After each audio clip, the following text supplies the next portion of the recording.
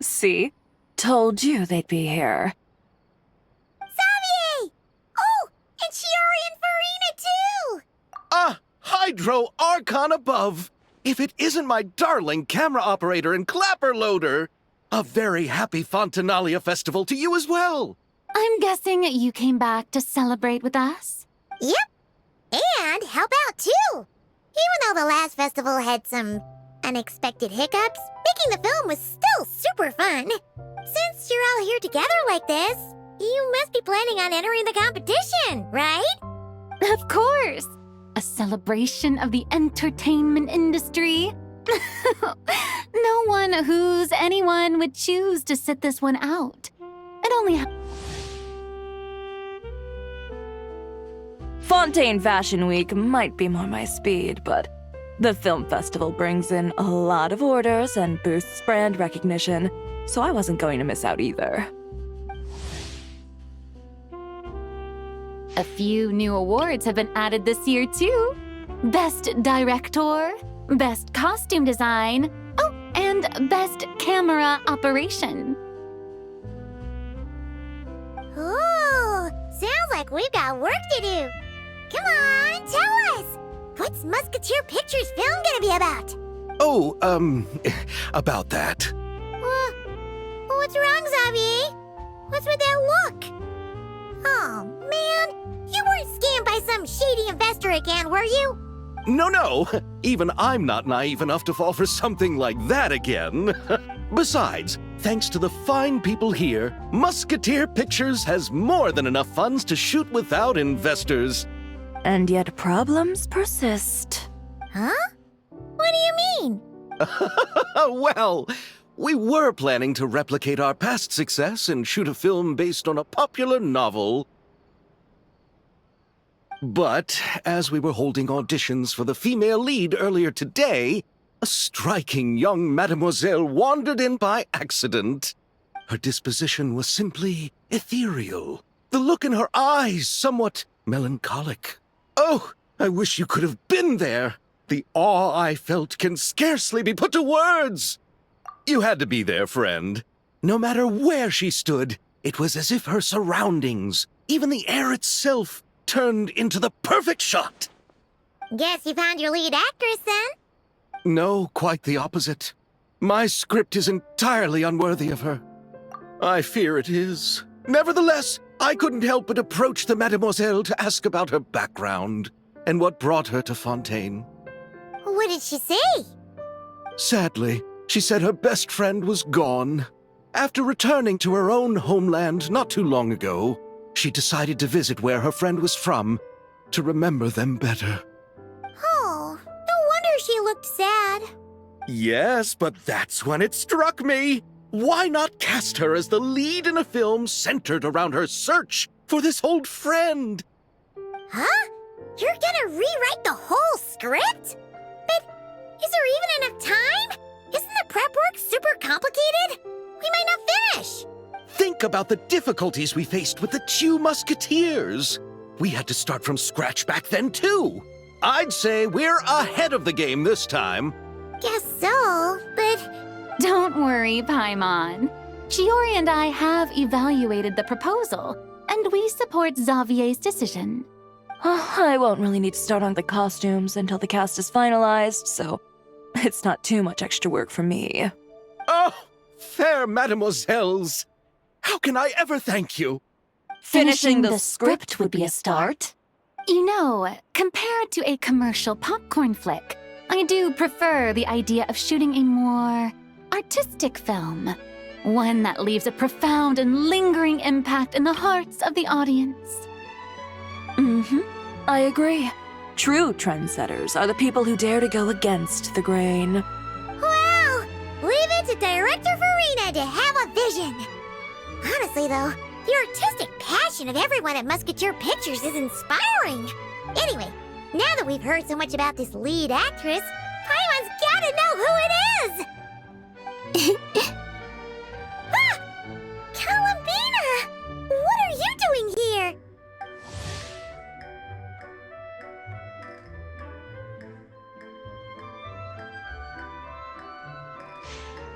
Hello.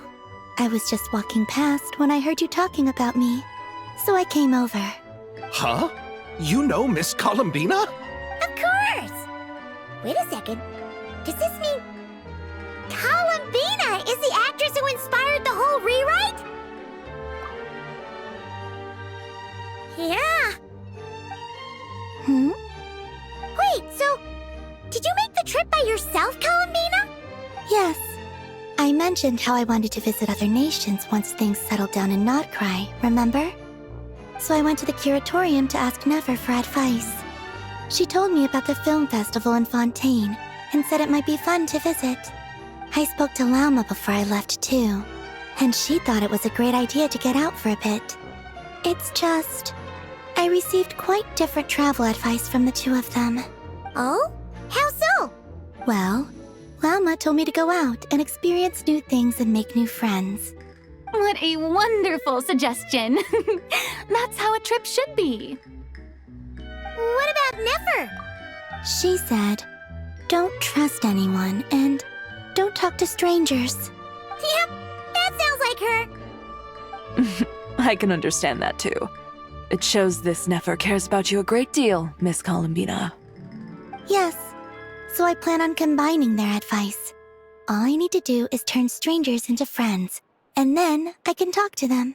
Huh. That kinda makes sense, but also not. Hey, Chiori. Oh, look who's back. Happy Fontinalia Festival, you two. Oh, looks like we have a superstar in our midst. How about an autograph, Big Shot? Ha ha, very funny. All settled then? Yep, the Duke gave his blessing, and I cleared it with the Udex. Under the stringent supervision of the Special Patrol, of course.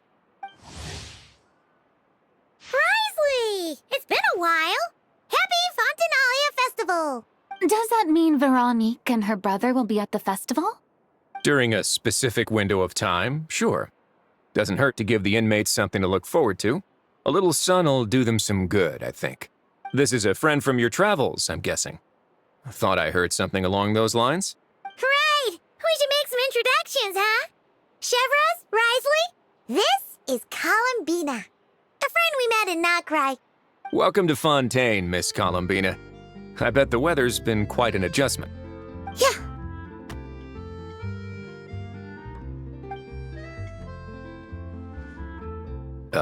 And not the good kind, I take it.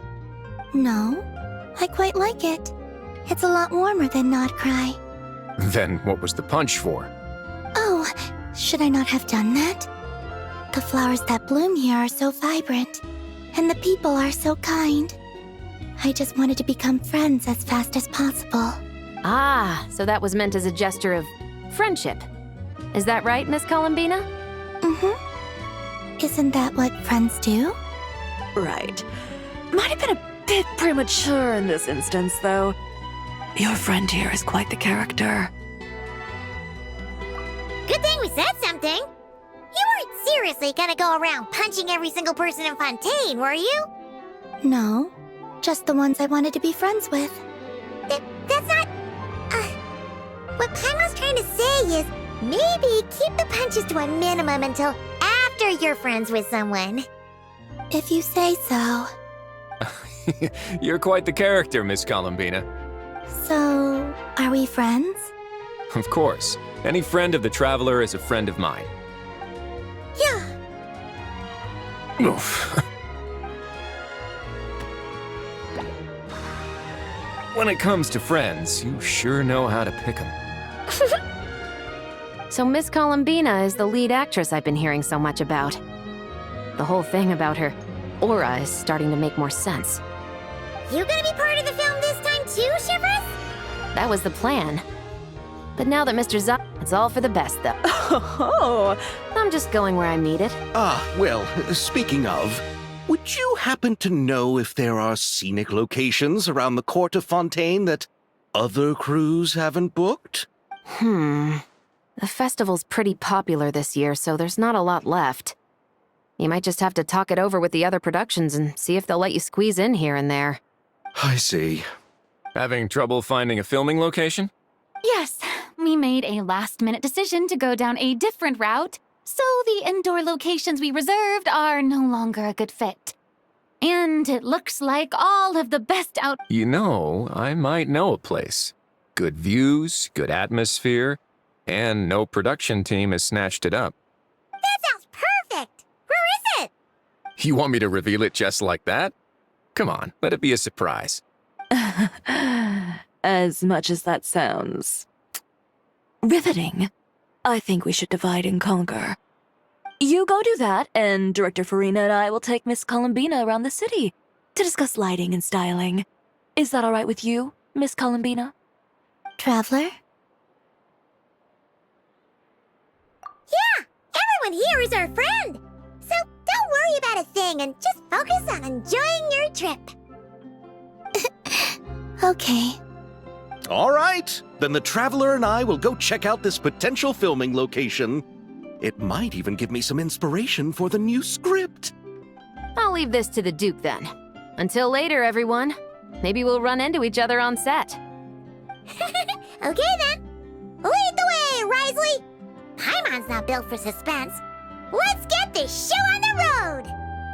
Who said anything about roads? Huh?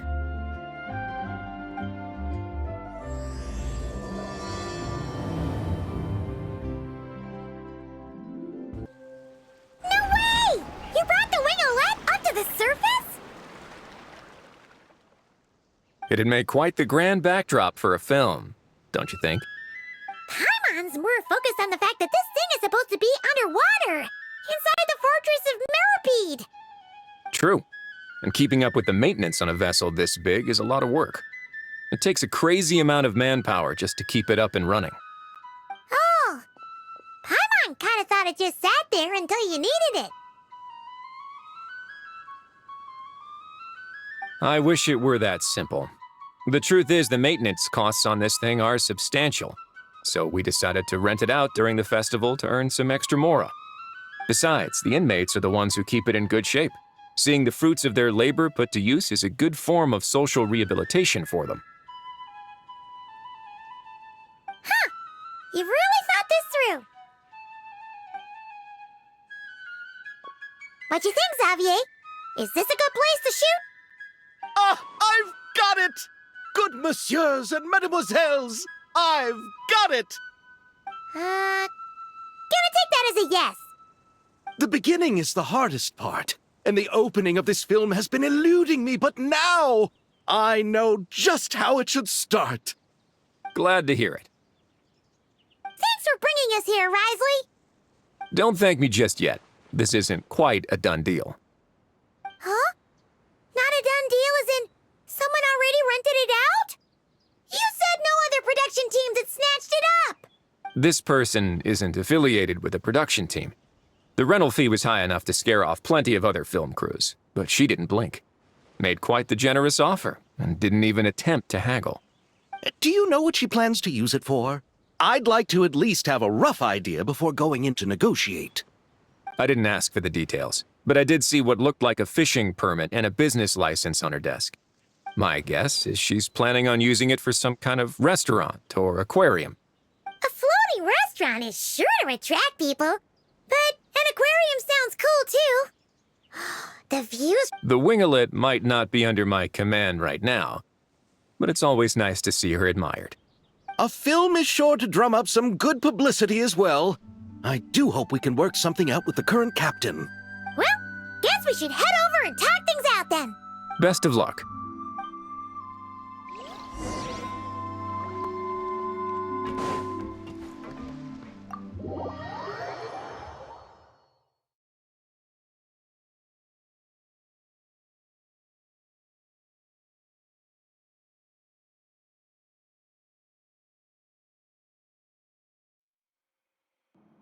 Wow! The winglet seems even bigger up close. The rooms are so spacious. Wonder who rented it out. Hello? Anyone there? Perhaps the captain had business to attend to elsewhere. But why rent such a massive boat just to have it sit here? Anyone? Seriously? Right now? What is it gonna take to get some decent sleep around here? Is a nap too much to ask for? Ugh. Sorry, the aquarium's closed for the... Huh?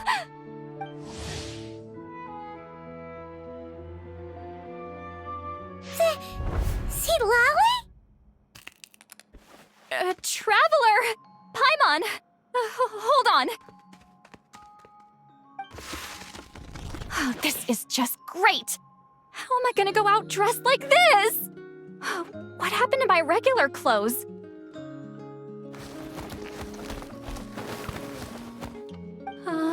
The wash! I put them in the wash after I drank too much and fell into the fountain. Oh, this can't be happening. Am I seriously gonna go out like this? Think we might have caught her at a bad time. Lolly! I don't wanna hear it. Hear what? A single word about what I'm wearing. No comments, none. Is that clear? Oh, yep. Crystal. Huh? You think so? No, wait, I told you not to say anything! What was... Oh, his thoughts. I heard his thoughts. How could I forget about that? Oh, this is so embarrassing. I seemed a little too pleased to get that compliment, didn't I? Wait, the mind reading went both ways. Does that mean the traveler's hearing all this too? Oh, you clearly did! Huh? What did we do? Paimon's not following. Nothing. It's nothing. Let's just move on. Did you need something? You're not here alone, I see. Hello, I'm Xavier, a film director and producer from Fontaine. I meant to introduce myself sooner, I just didn't want to, interrupt. No wonder we ran into each other in Fontaine of all places. You must also be in town for the festival then. That's right. We're helping Xavier with his film. In fact, we were hoping to shoot some scenes on this boat. You're the one who rented it out, right, Lolly? Me? Rent a boat? I wish I had that kind of spare cash floating around. Not to mention the spare time. Don't get the wrong idea, though. I'm not here to sail off into the sunset and live out some cushy retirement life, okay? I'm not that old. Then why you dress like... how did you end up staying aboard the Winglet? Well, I heard one of my favorite light novels was getting turned into a film, so I came to Fontaine to catch the premiere. Originally, I booked a room near the Opera Epicles, but I'm quite particular about where I sleep these days. I think it's an age thing. And that bed? Ugh, I just couldn't sleep in it. I tried to find a different hotel, but with the festival, everything was completely booked. Just as I was worried I'd have to sleep under a bridge or something, I happened to spot a help wanted sign on the side of the road. Oh, so you're here to take care of the boat? No, I was hired to man the front desk. The pay is a bit low, but food and drinks are covered. And it includes room and board during the festival. Plus, the job is simple. So Wow, they actually thought you'd be a good fit, huh? what? You don't think I'm cut out for it? All I have to do is tell people the aquarium isn't open yet. Other than that, I'm free to do whatever I want. It's a pretty sweet gig. That's all? Yeah, I was also kinda shocked. But it's not a lie. Head downstairs and see for yourselves. There's nothing but empty tanks. Not a marine animal in sight. Did your boss mention anything about being open to film crews using this space? Our production was hoping to film on the deck for a few scenes. No. That never came up. You could just ask her. Oh, she's around? What kind of person is she? We should know what we're heading into. She's Nice enough, I suppose. Pretty reasonable, too.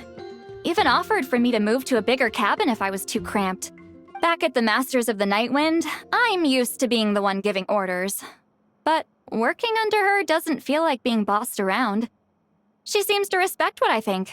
Wow, she sounds like a great boss.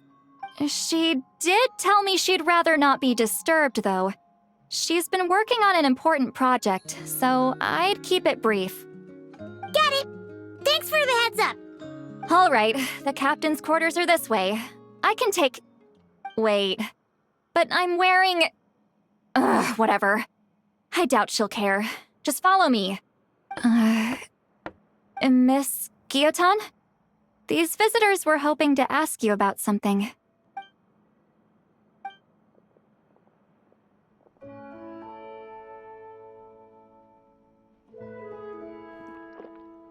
I thought I said to limit the interruptions. Just tell them the aquarium is still...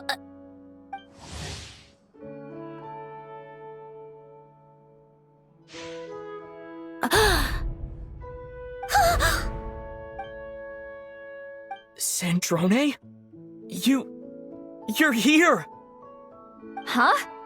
You know each other? Are you okay, Sandrone? Do you still remember us? Everyone was so upset after what happened. We all missed you so much.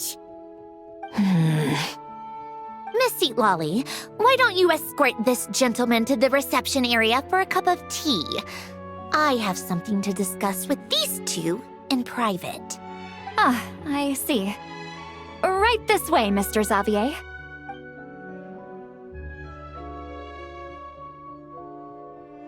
Sandrone? I really can't go anywhere without running into you two, can I? Are you okay? During the battle, your core... It was... Destroyed by that bastard Dottore. That's right. But as you can see, I'm fine now. No major issues. Or at least, there shouldn't be. Oh, what a relief! Oh, why didn't you tell us sooner? Or come back to see your friends? Now that I have the chance, I just want to say... Thank you for saving me. Huh? Don't get the wrong idea. I only saved you so we could complete that formula and defeat Dottore once and for all. Even if he did crawl back from the grave to make us all miserable again. That doesn't matter. You're still a hero. All right. But it wasn't just me. All I did was lend my brilliant mind to the cause and take care of one part of the plan. Although, I'm not denying it would have fallen apart without me. You got that right. You're amazing. But how did you go from From a lifeless pile of scrap to looking like this? Well, my mom was trying to put it a bit more gently, but yeah. Where do I even start?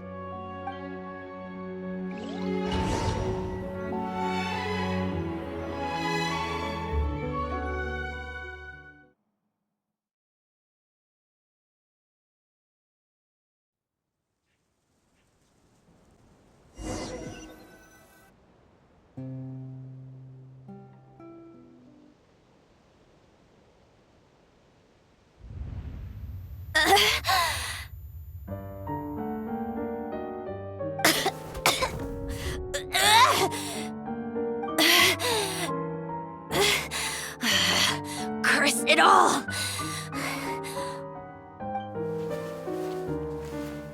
Where am I? Did we do it? How much time has passed? I'm not in one of that lunatic's experimental labs, am I? Wait, Fontanian decor. Books from the Research Institute. Phew.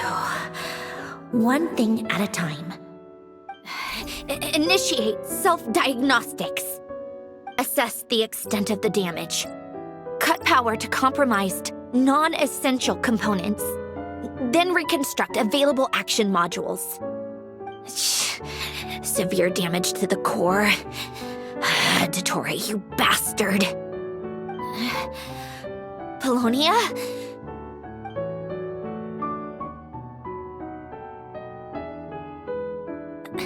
Polonia, wake up! Activate!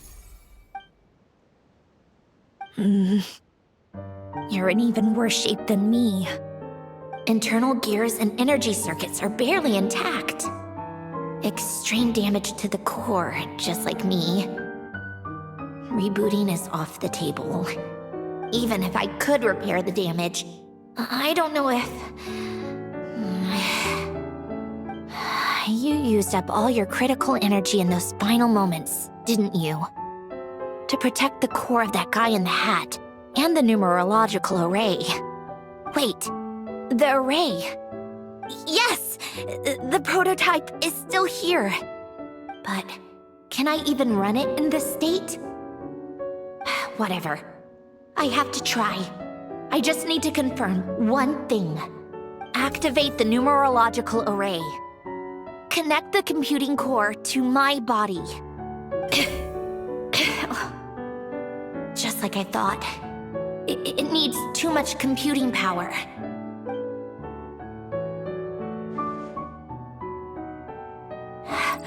Cut off power supply to all functions except the thinking module. Please. I just need to ask one question. Initiate query regarding the 3 moon sisters.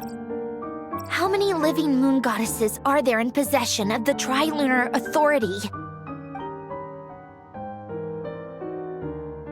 1. It worked. You did it, Columbina. You made it back.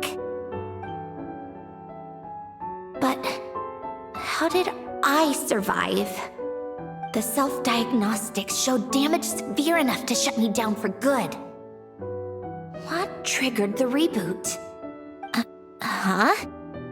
A built-in message?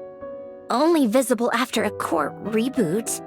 The final gift. Alin! Were you the one who gave me the second chance? But why now? What activated it? What is that? A vision? Wait, no. It's a stellar linchpin?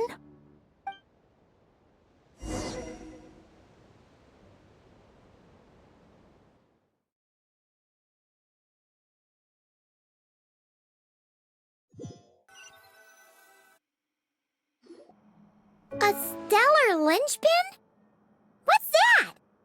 You can think of it as a rare kind of vision. As for what causes one to manifest, well, that's still unknown.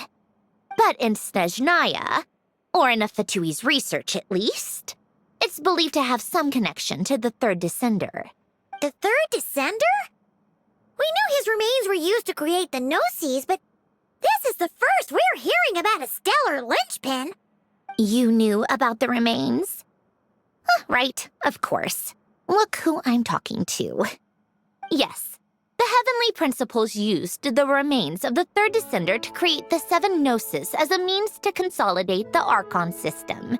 Visions result from that same system, so extrapolating from there, it's clear that the manifestation of a vision is also, to some extent, related to the third descender. Still following? For those that wield them, visions serve as a means to channel elemental power. The same is true of stellar linchpins. The difference is that, when wielding elemental energy, stellar linchpin users often exhibit a unique kind of power that seems to come from beyond to that. It's believed that, when a stellar linchpin manifests, impurities from the remains of the third descender get fixed in place. Hence, the name. That's also believed to be the source of the strange power I just mentioned. We've heard that visions can appear when someone has a really strong wish or desire. Stellar linchpins sound kind of similar, so does that mean... Huh? Oh, Don't look at me like that. I've never had any grand wishes or aspirations. Just a list of things that drive me up the wall. So if you're asking why this thing appeared, I have no clue. All I know is that without it, the gift Alen left me, this built-in second chance, never would have triggered. The damage to my core was too severe. But thanks to the stellar linchpin's manifestation, it did trigger. And after my core rebooted, I was able to repair the damage to my body. I also managed to import the numerological array, along with some of Polonia's surviving algorithms, into this form. Wait, does that mean Polonia is... Yes. Unfortunately, Polonia is... beyond repair. Oh, we're so sorry to hear that. But you also mentioned something about a final gift? Yes. Alen often spoke to me about wishes and desires when he was alive. I suppose he thought there might come a day when I wished for something, and was willing to sacrifice my own life to fulfill it. So he left me a chance to start over. No, never. Alen once said I was his proudest masterpiece. That might sound boastful coming from me, but it's also an undeniable fact. After Alen died, I started studying how Polonia and I worked. Polonia is essentially a computational machine, so it wasn't difficult to figure out the mechanical principles there. But when it came to my own structure, that's when Alen, the Lord Artificer's true greatness, struck me once again. I attempted to imitate it when I created Catherine, but in the end, she turned out to be nothing more than a superficial replica. What? But his creation skill, Catherine, is super impressive. We were shocked when we first found out she was a puppet. No, she's nothing compared to what Alen was able to create. Some of the mechanical principles of my own core are still a complete mystery to me. Keeping that gift hidden wasn't even a challenge for him. Just a shame I had to waste it on fighting Dottore. I just couldn't stand the thought of him coming out on top. If you put it that way, the world owes me a whole lot then, doesn't it? Wait, but all this still doesn't explain what you're doing here. Risley said you rented the ship and even had some kind of fishing permit? That's because I'm trying to go back to the place Alen and I lived when he was alive. My former home, I suppose you could say. The second chance wasn't the only part of the gift. According to the message, Alen left me a few other things that are stored in the house we shared together. I'm hoping that whatever he left me can help fix certain anomalies in my rebooted core. And help me understand why I received a stellar linchpin in the first place. Okay, so go back then. What does that have to do with fishing? And to think I'm talking to the saviors of Fontaine. Did you forget that the water levels have been rising for centuries? I can't just go back to the place I used to live because now it's underwater. Oh, right. With the rising water levels and changes in terrain, it's not just a matter of finding where it is, but also clearing away any sediment or debris. But Fontaine law prohibits unauthorized individuals and organizations from excavating underwater ruins. A Melazine caught me the minute I even made an attempt. Why not apply for authorization then? And face the endless slog of Fontainian bureaucracy. No thanks. Besides, I'm a Fatui harbinger.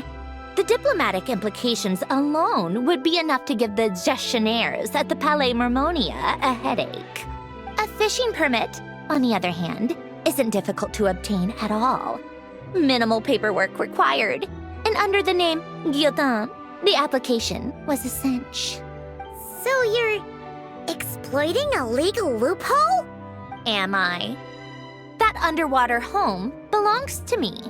If I happen to chance upon it while doing some fishing, what's the issue with that? Of course, I do have to catch some fish to put in the aquarium, just in case the gestionnaires come to check up on things. That's also the reason I hired someone to man the front desk. Huh? But isn't that kind of a waste?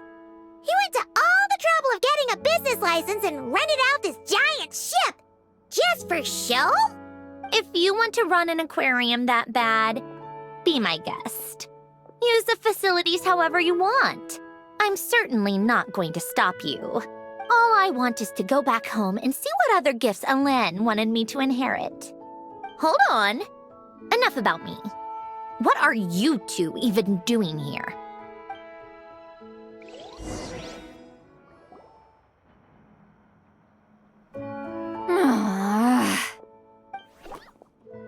Seriously? They've been in there forever. The reaction when they saw each other was strange, to say the least. They're lucky I was nice enough to leave the room and give them some space. Back in the Masters of the Nightwind, I'm the one who gets to kick people out. I just want to know what they're talking about. Should I cast a little eavesdropping spell? Oh, no, what am I thinking? I'm Granny Eastley, the great shaman of the Masters of the Nightwind. I can't do something like that. This is just ridiculous. Making me wait out here for so long? Where's their respect for their... Ah, here they are. Were you back there arguing or something? What took you so long?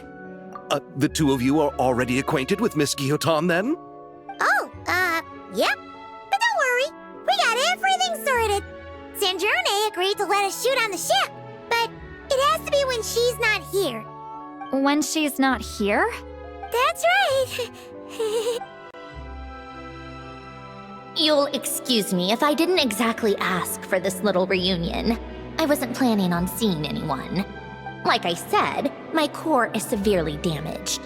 Even with the gift, there are anomalies that are making things unstable. I don't even know if I can continue to function without issues.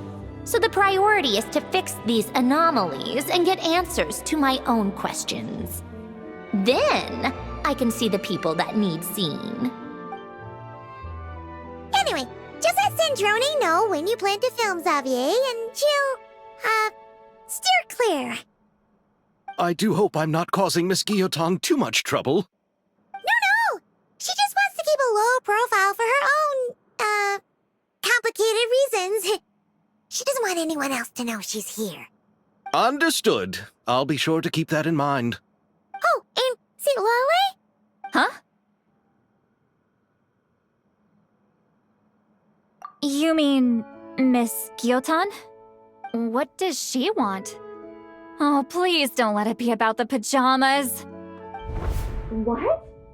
The 7th of the Fatui Harbingers? Why are you telling me all this? I asked the Traveler about you, and I've decided it's best to be open in this instance. I can understand if you would rather not work for a Harbinger. Regardless, the room on the ship is yours to keep. You're an acquaintance of the Traveler, and I plan to honor that. Wait, she's actually nice? It's not a problem. The captain also worked for the Fatui, and he helped Natlan a great deal. We know that there are good people among your ranks. Besides, I've been around long enough to know what it means to earn one's keep. This isn't Natlan, and I don't expect special treatment. Besides, sitting at a desk isn't exactly back-breaking work. I appreciate that perspective, great shaman.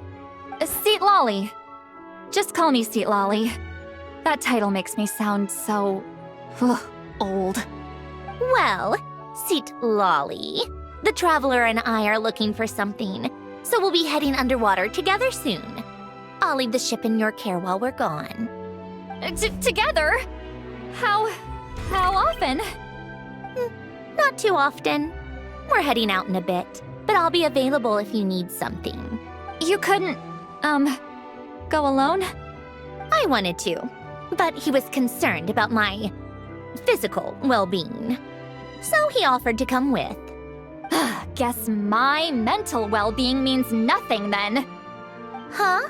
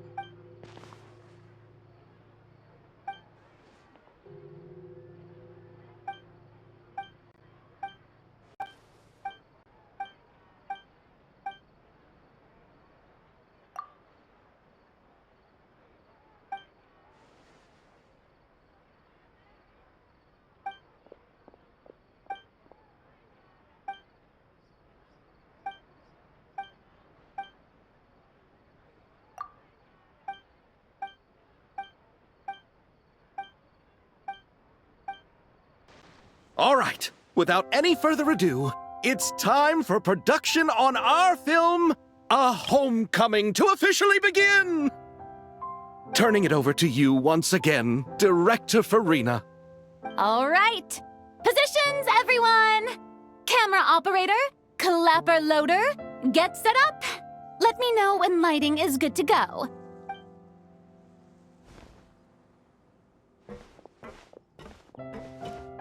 All you need to worry about, Miss Columbina, is hitting your mark.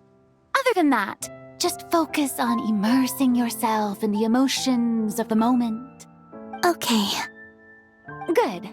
Lighting, are we ready?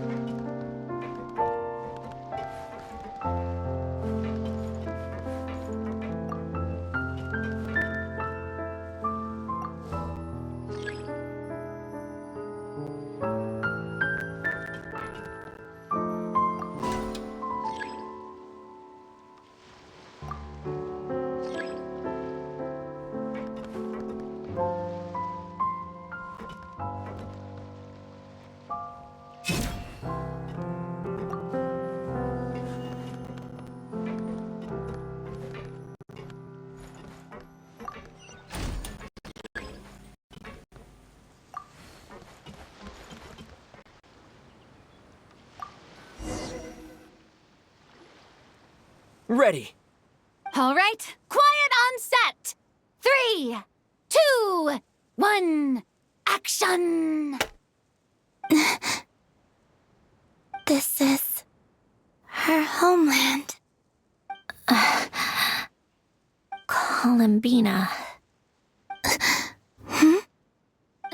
Cut! The emotions I'm looking for were definitely there. Let's just try to keep it a bit more natural. Oh, but definitely keep that gesture at the end. I loved how real it felt. You looked genuinely moved. All right, if you're ready, let's go for another take. Miss Columbina? That presence. It kind of felt like... Sandrone?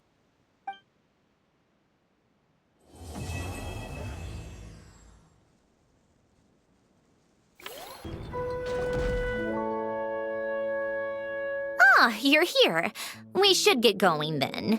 Xavier and the others should be filming soon. How's it going? Have you managed to figure out the location of your home yet? I've narrowed down a few potential locations. We just need to take a sample from each one. Once the equipment analyzes them, we should know the exact location and where to find the entrance. Great! We should get started then.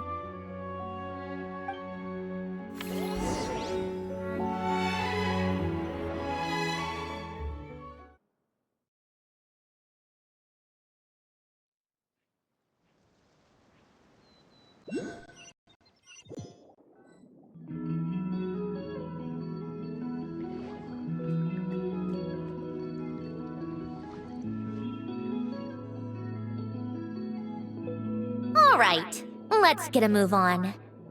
That should do it. Let's head back. The filming should be just about done. We made good time.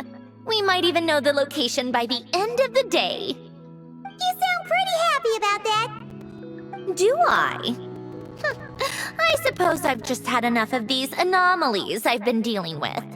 The sooner I can fix them, the better. Anyway, enough chit-chat. We have work to do. Oh, but let's head in through the side door. I don't want to run into the crew on the deck.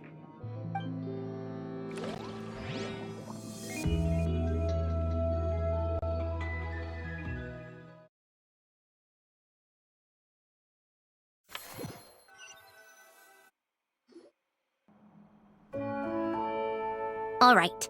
Now we just need to wait for the results. Since we have some time to kill, I suppose I might as well see how this aquarium of yours is coming along. You seemed quite enthusiastic about it, after all. It's really coming together!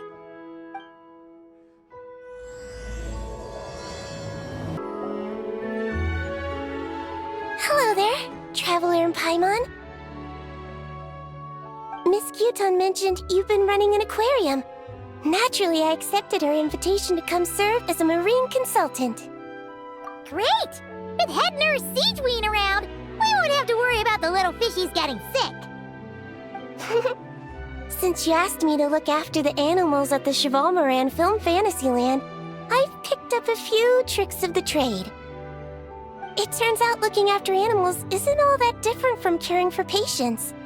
Well, the well-behaved ones at least. But that's the thing.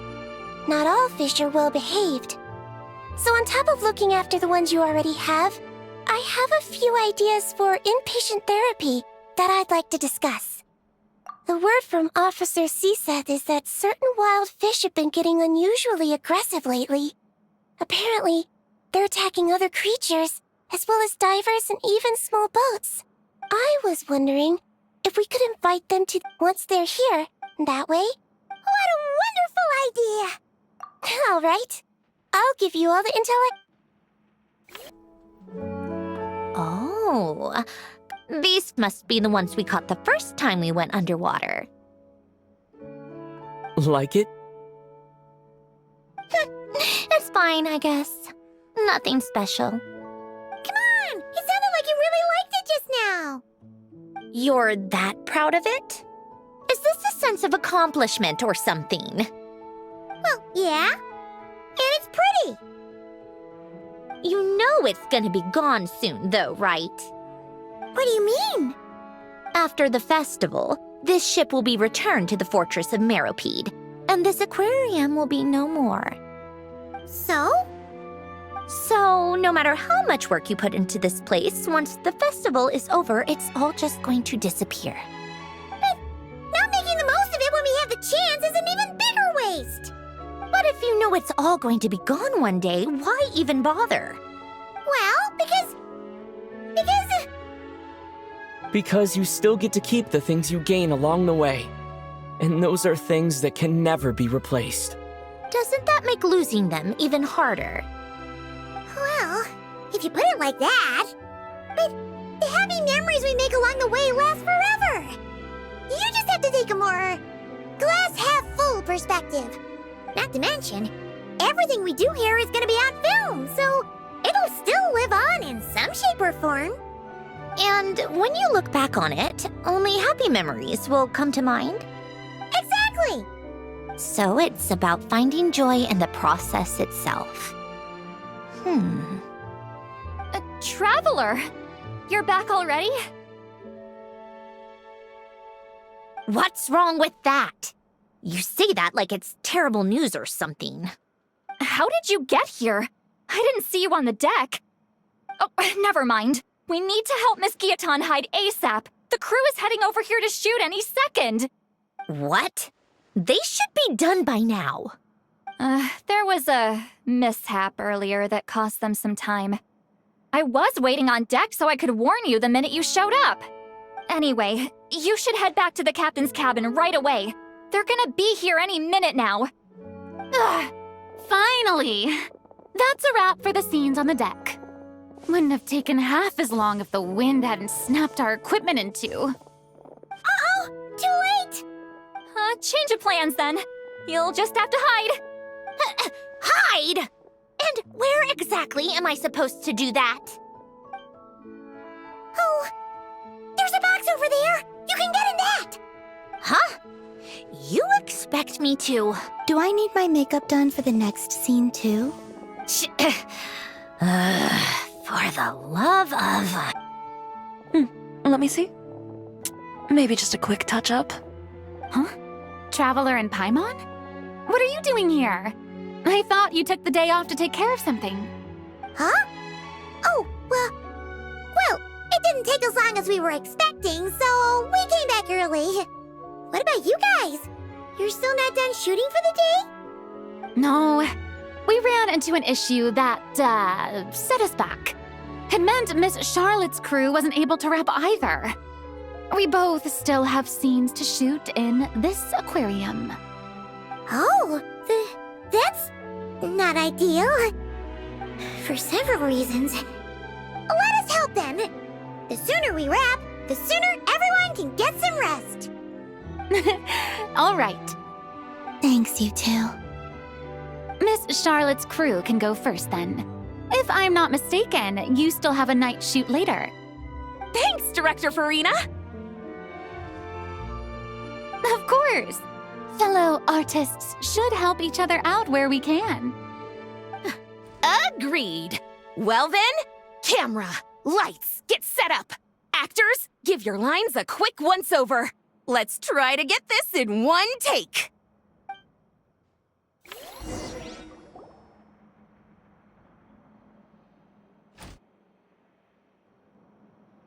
All right! Places, everyone!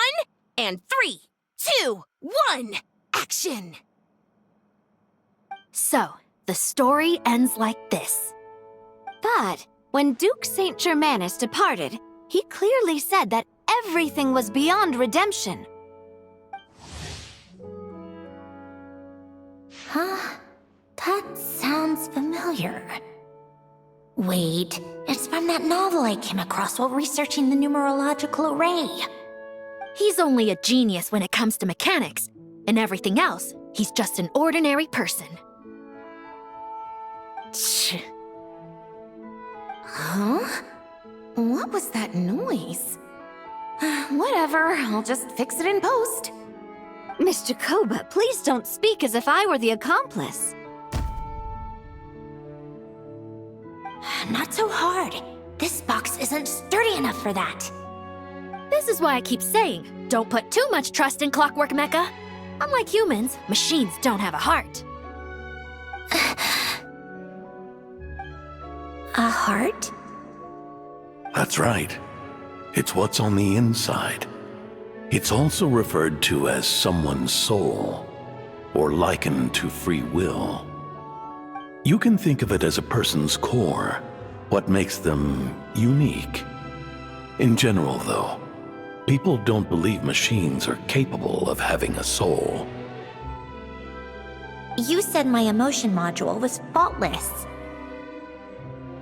It is, but that's not quite the same thing. Do you think I have one then? A heart? I don't think so. I know so. The question is, do you recognize it within yourself? That's where you're wrong. I can't believe this. Forcing me to hide in a box and listen to this drivel. Me. In the end, clocks tick through tranquil years. Fish swim in crystalline springs. No matter how grand a dream is, it will fade away like this. Forlorn, wordless, silent. And cut. Whew, that was a long one. What did you think? If she makes them do another take, I'm going to flip a lid. And not just the one to this box. There were some weird audio things going on, but acting-wise, it was great! It's a keeper! Perfect! That means I can get out of this box. It's our turn. Camera operator, set up for the next scene.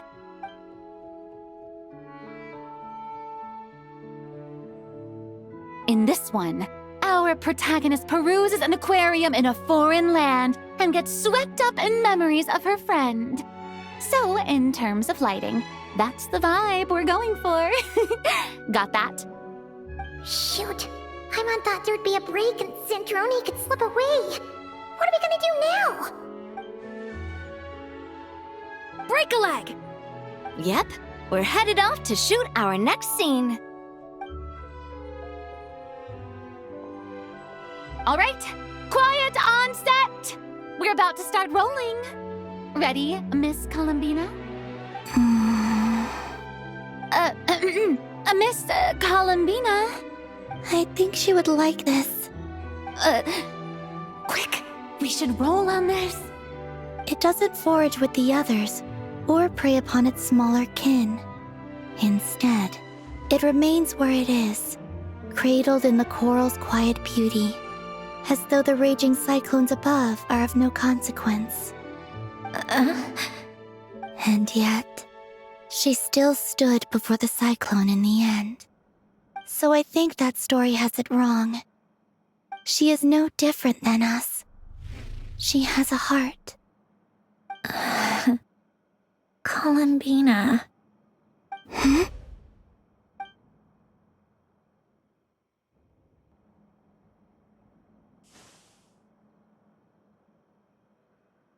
Uh-oh, is she onto us?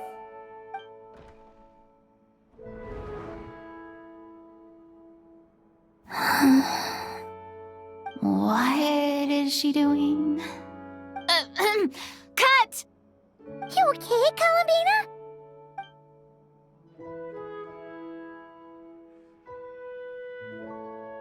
Hmm?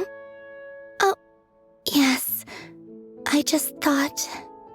Why don't we take a short break? It's been a long day of shooting so far. That last take was beautifully organic, though.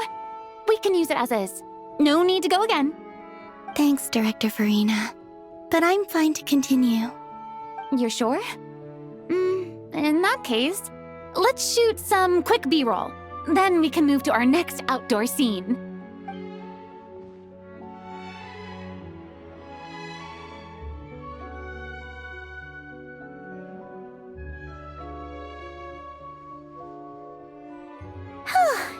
We're in the clear this time. Ugh! Absolutely suffocating. You okay, Sandrone? Right as rain. Come on, let's go check the test results. It's time for me to go home. All right, it should be around here. Give me some space. I'll activate the water insulating mechanism.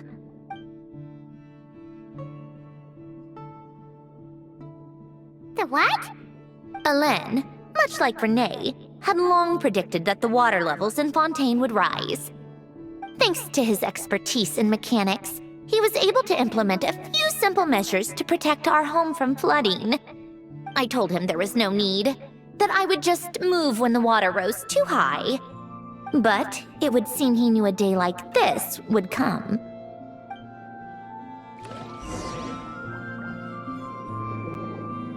All right, the silt has been cleared away.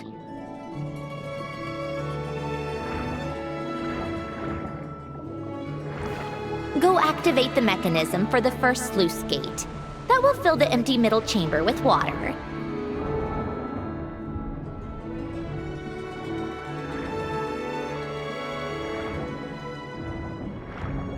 All right, now turn on the drainage mechanism in front of the second sluice gate, and this chamber will become empty once again.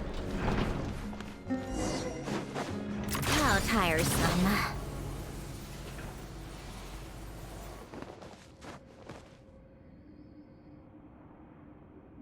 So, this is where you used to live? It's beautiful! There's even a garden!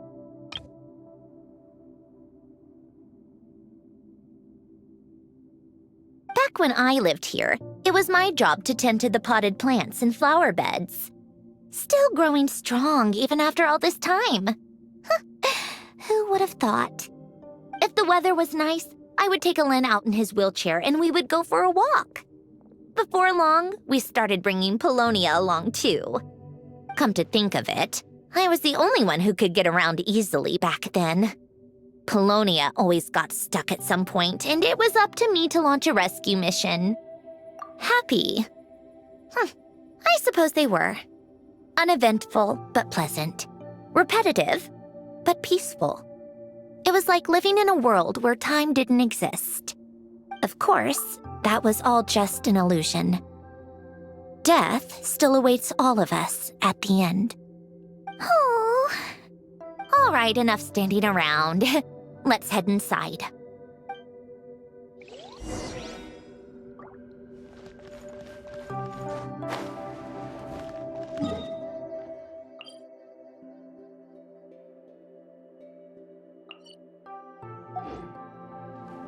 Take a break.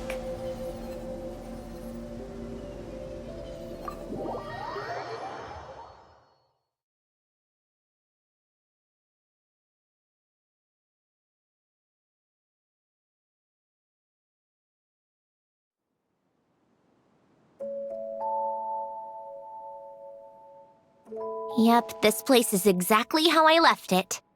Nothing has changed. What is it? Huh? How did you get... Oh, Arlecchino gave it to you, didn't she? And you... read the whole thing. Just so you know, a lot of that was written a long time ago. At that very desk, to be exact. Anyway, since you've already read it, you should just hold on to it. I can always start a new one.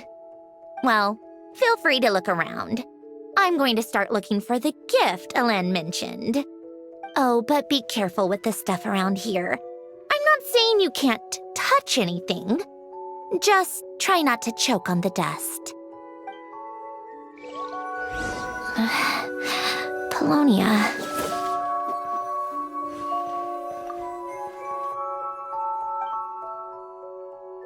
Oh, these are some of Ellen's drafts from his later years.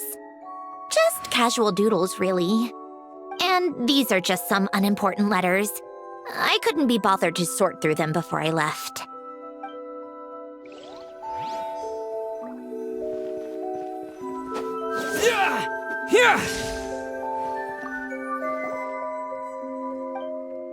Wait, the people in this picture look kind of familiar. Oh, this was taken when Ellen and Renee were both still at the Fontaine Research Institute. Before their falling out. In his later years, Ellen would often sit by the fireplace and stare at this picture, wearing an expression somewhere between guilt and longing. He said he sometimes regretted not helping his friend when he needed it most, even if just to stop him.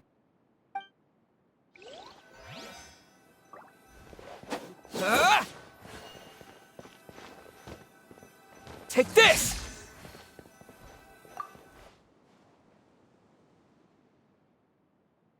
Oh, I played with these when I was little. During the first few months after I was created, I mean. At first, Ellen and I would play together, but it didn't take long for me to become unbeatable. So, Polonia and I played together instead. Yeah, these don't look like Paimon's kind of games. Logic and math puzzles? Those happen to be my specialty. It's been so long. What do you say? Should we play a few rounds? Let's go with this one. The gears on the left are stacked from largest to smallest. The goal is to move them to the other side in the fewest number of moves. Just remember, you can't stack a bigger gear on top of a smaller one.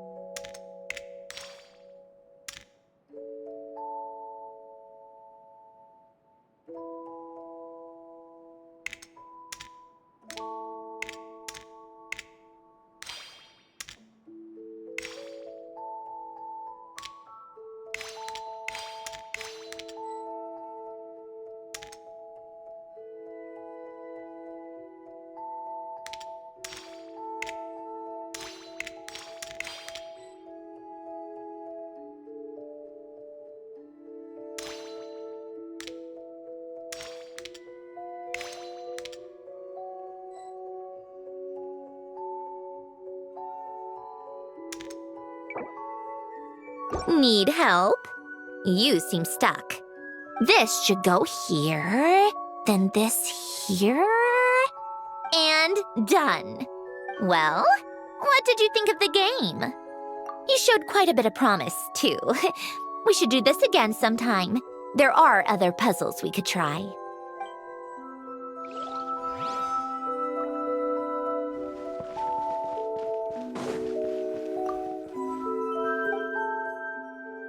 This was Elaine's workbench. Later on, of course, it became mine. It's where both Polonia and I were brought to life. Before Elaine was bedbound, this is where he would teach me about mechanics. I would sit and listen, chiming in with questions here and there. Later on, when he got too sick, I took over and would work on Polonia here.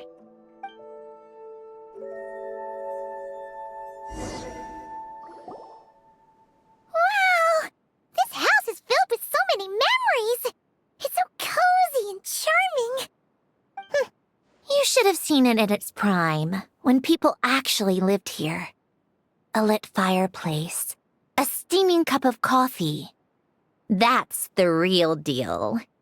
You know, we also used to have a mechanical piano that Elaine built. Oh! How chic! Elaine never played it much. He probably wasn't able to at that point. But I managed to teach myself. Music theory is essentially math, after all. Once you learn the patterns, it's not really that difficult. I loved perusing Elaine's collection of classical music. The chords and harmonies felt like individual mathematical puzzles. It was fascinating, so I did some composing as well. But as Elaine continued to deteriorate, even the sound of music began to grate on his nerves. So I got rid of the piano. Aww. Back then, I assumed a piano was like an ordinary clothing rack, commonplace in every home and easily replaceable. It was only after I left that I realized how hard a good piano is to find. Enough about that. Elaine's gift should be just in here. The only things undisturbed before I left were a few of his personal belongings.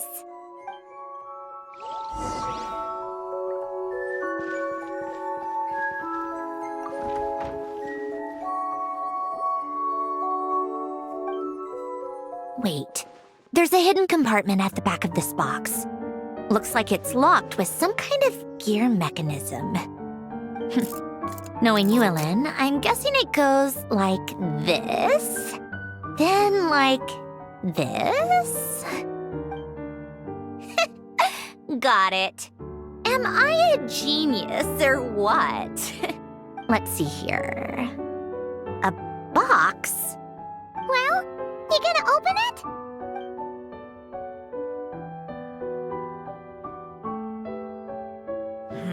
It's heavier than I was expecting. Just how much stuff is in here?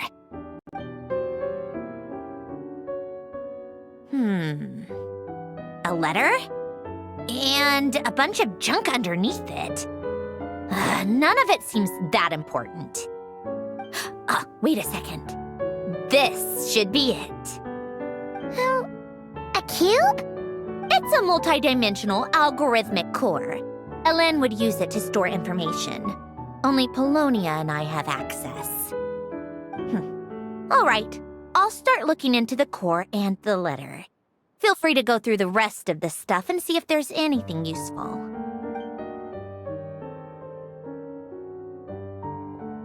Okay.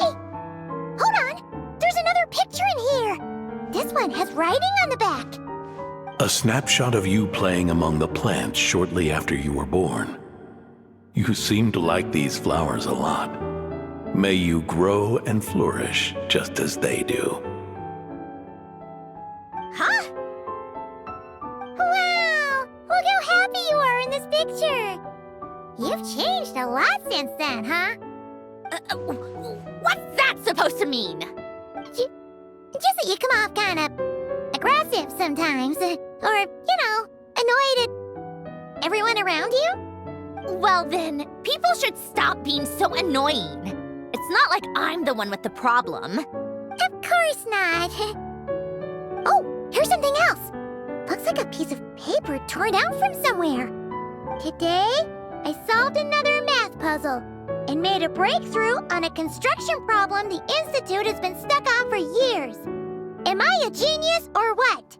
No, wait, that's, From now on, I should have people address me as Her Highness the Clockwork Princess, Unraveler of all reason. Nope. No more of that. I thought I tore this page out. You wrote this? Then how did it get... Wait, there's more writing at the bottom. You seem to have developed a distaste for this particular entry, considering I found it in the trash. I'm sorry, but I could not help but hold on to it. Forgive me. Helen! Don't be embarrassed. Everyone goes through a phase like that. Nonsense. I wasn't even the one who wrote that. It must have been Polonia. That's enough. I told you it was Polonia. You know what? We're done with this. No more rifling around in the box. Just put it down and let me read the letter. To my little clockwork princess. Not another word. Got that? If you're reading this. You've most likely received the gift I left for you. I just hope you didn't stumble across all this while cleaning out my effects or something trivial like that. I once asked if there was something you wished for. Do you remember that? I wonder if time has changed your answer. Regardless, I have another gift. A formula that will allow you to come face to face with the anomaly inside of you. If you even still call her that. Why this gift? To understand that, allow me to wax poetic on the soul once again. I would ask you to stick with me until the end, but I know you will. You always have. I believe a person should be born twice over in their lifetime. First, there's the birth that grants us life. Then, the birth of the soul. It's a matter of transforming the life bestowed upon us into the life we choose for ourselves. And to do that, we must look inward. We must make a conscious choice to define the meaning of our life instead of allowing the happenstance of our existence to pass us by. This is the process of recognizing the soul that lives within us. You are my proudest masterpiece. I told you that long ago. But to me, you have never been a creation or a machine. To me, you're just like the rest of us. You have a heart. In fact, some theories think of the human brain as nothing more than a machine, and thought the product of its computations. So you see, perhaps we're not so different after all. Your inner machinery is just far more advanced than most. No matter how one looks at it, the heart is a complex thing, a place where logic and reason collide with our emotions. Your computational capacity allowed you to become sentient and develop logical reasoning. But it also granted you something that, on the surface, might seem contradictory. Emotion. Emotions and logic often clash with each other, and those instances of discord can accumulate over time. That is the source of what you refer to as the anomalies within you. As you told me once, you've always known what you don't want, yet you've never wished for anything in particular. Similar to how a blind person can feel when a part of their body is in pain without being able to fully visualize its form. Such is your relationship with your soul. So, what I leave you now is this. a formula that will allow you to see the shape of your soul.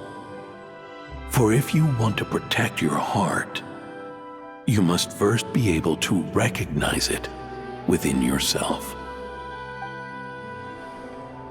Of course. Whether you use it is entirely up to you. You are, and always have been, free to do as you wish. Regardless, whether by my formula or some other means, I trust you will know your heart one day. You always were a fast learner. And the smartest person I've ever known. Ellen. Oh. I'm fine. I've already figured out how this formula works. Let's get out of here and then we can use it. You made up your mind already? You're gonna do it? Why wouldn't I? Resolving the anomalies within my core is the reason I came here in the first place. No, I can do this on my own. But, do you want to watch? What do you mean? I already know what anomaly I need to resolve. Like Alen said, she's an amalgamation of all the times my logic algorithms have clashed with my emotions.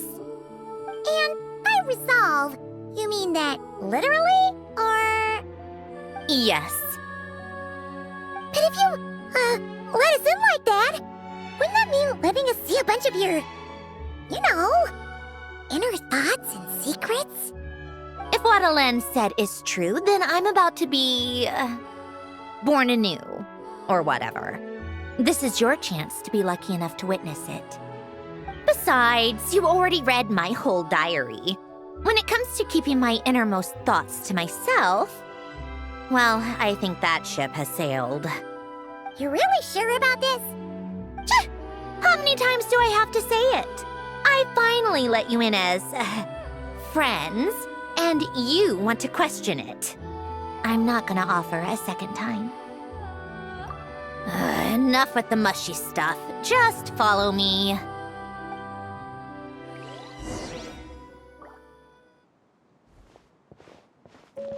Yeah! Yeah! Yeah!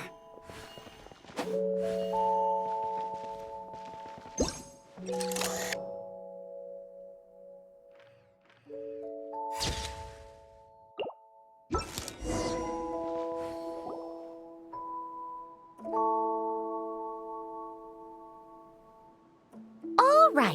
With the numerological array, I can construct a simple formula that will allow you to experience what I see and hear in real time. Oh, just like St. Lolly's scent sharing technique. Been there, done that. Sounds like that shaman has some tricks up her sleeve. The arcane and the mathematical are both fundamental laws of this world. Being able to achieve a similar result through both isn't surprising. Anyway, let's get this show on the road. But no comments from the peanut gallery, okay? I know I offered, but I still don't want any interruptions.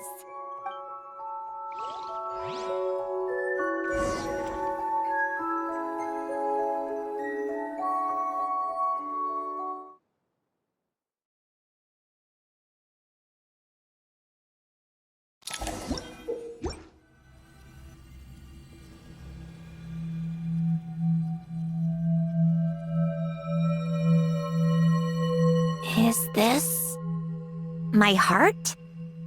No, it's probably just the result of Alen's formula. A space dedicated to resolving anomalies. Huh. But it looks like the walls are all... mirrors? You made it. About time. Is that me? From the past? You just spoke of anomalies. Well, here I am. What happens when emotion contradicts reason? Shall we sit down and talk?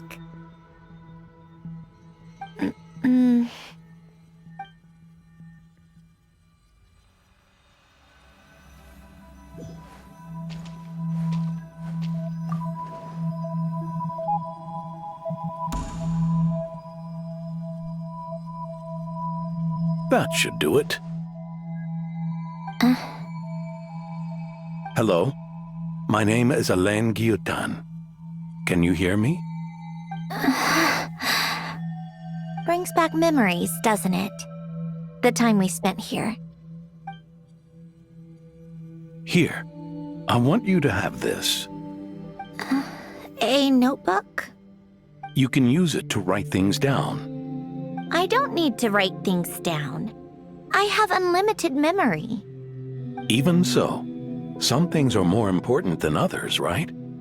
You can use it to write about the things that matter. So you wish me to carry out a basic priority sorting operation? I suppose you can think of it like that for now. But journaling is also an act of finding oneself.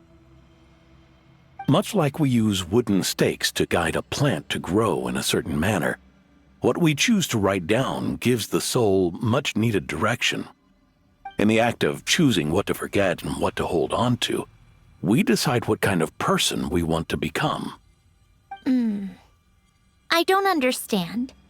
Like I said earlier, I don't need something like this. This is where we were born, where our life began. Mornings of tending to the garden, afternoons spent cleaning, reading, or studying, evenings of cozying up by the fire, listening to Alain share stories about his past. Alain. What is it? What are you drinking? Oh, this? It's coffee. It, makes me more productive. I want to try it. Oh, okay. Here.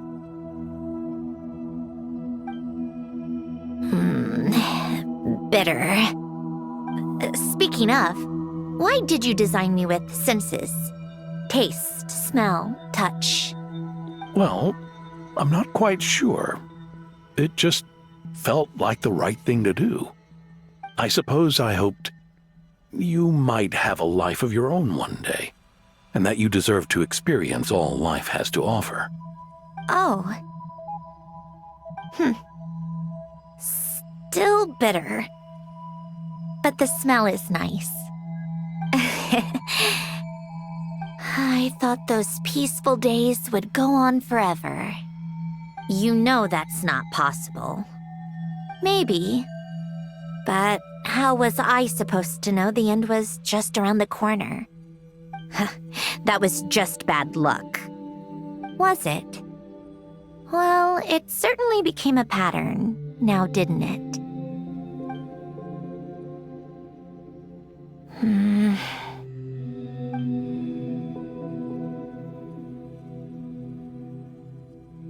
Over time, one of the habits we picked up from Alain was a love of coffee.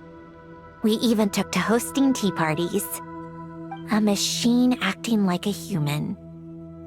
Kind of laughable, right? I suppose that's just what I'm used to.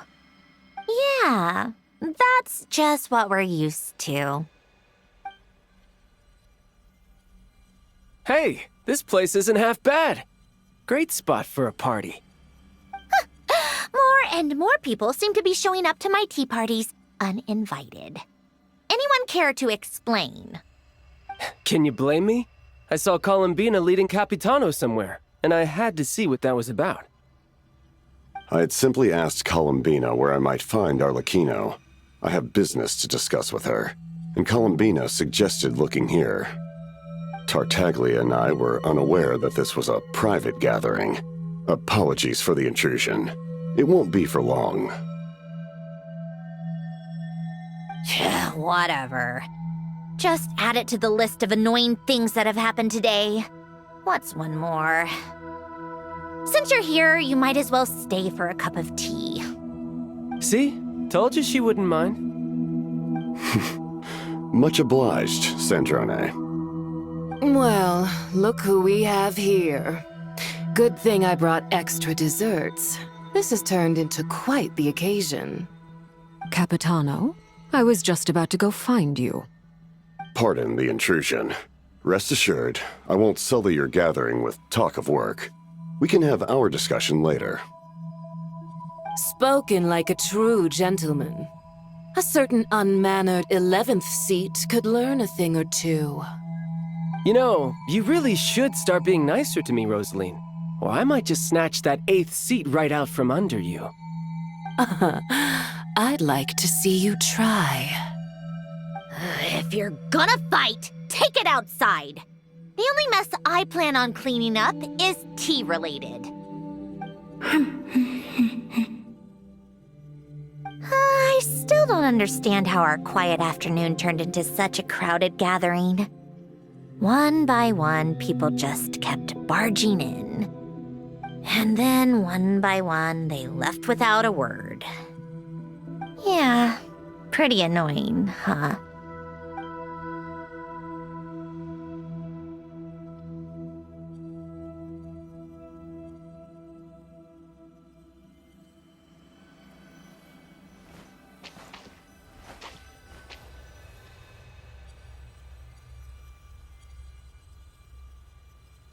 Of all my days with the Fatui, the times I spent with you, Arlecchino, and Rosaline, they were my favorite. Goodbye, Sandrone.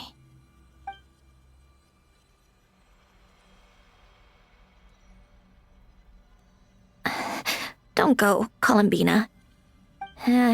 We should have just said that. Why didn't we?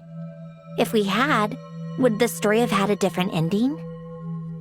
She couldn't stay. There was no future for her here. She would have just faded away. You're right. I suppose that's why you call me an anomaly. Every time you make a decision, there's a voice inside your heart. My voice, asking to contradict all logic and reason. Why didn't we make her stay? Is it worse to fight for something just to lose it?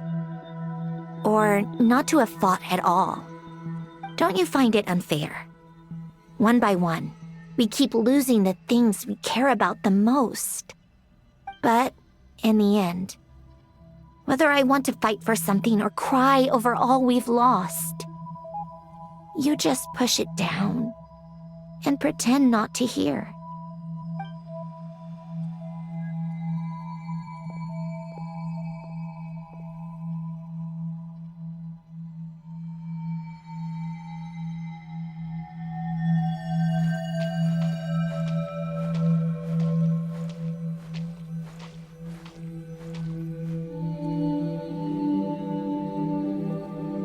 And now, even Polonia, the other half of Elend's legacy, the last remaining member of our family, even Polonia is no longer with us. I did everything I could, but it's just like Elend always said. Polonia was one of a kind. There was no replicating what he managed to create. Don't you feel like our connection to the past is fading bit by bit? Like, even the things we have left are slowly slipping away. I suppose. But you can't move through life without having to say goodbye. And even as we experience loss, there are always new things to be gained. Ever so logical. What's your take, then? It feels like the more I care about something, the faster the world takes it away. It sounds so stupid, but I can't help it. That's the hand life has dealt me time and time again. Why even fight for something that's just going to be lost in the end? Better to never have had it at all. Better if it would all just disappear. Dark, I know. But the heart wants what it wants. Maybe the stellar linchpin appeared because of me. Because of what I wish for. I don't think so. Yeah, probably not. What an anomaly wants goes against all logic and reason after all. Well, go ahead and do what you came for. You're here to resolve the anomaly, aren't you?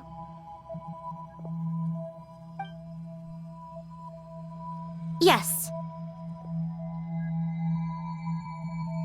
What's it gonna be? Keeping me imprisoned here like before? Or eliminating me entirely, like debugging a code? That might actually be a mercy. I don't care.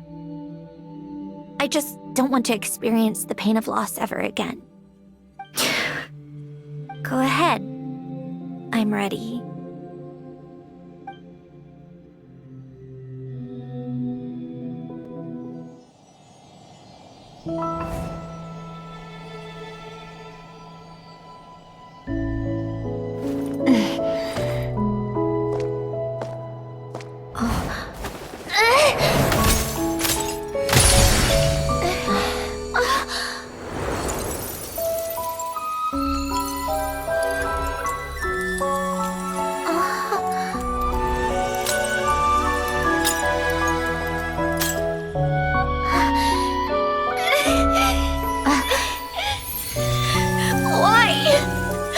Why do we keep losing everything we care about? I know it hurts, but that's life. I wish... I know. I've always known. Because we've been one all along.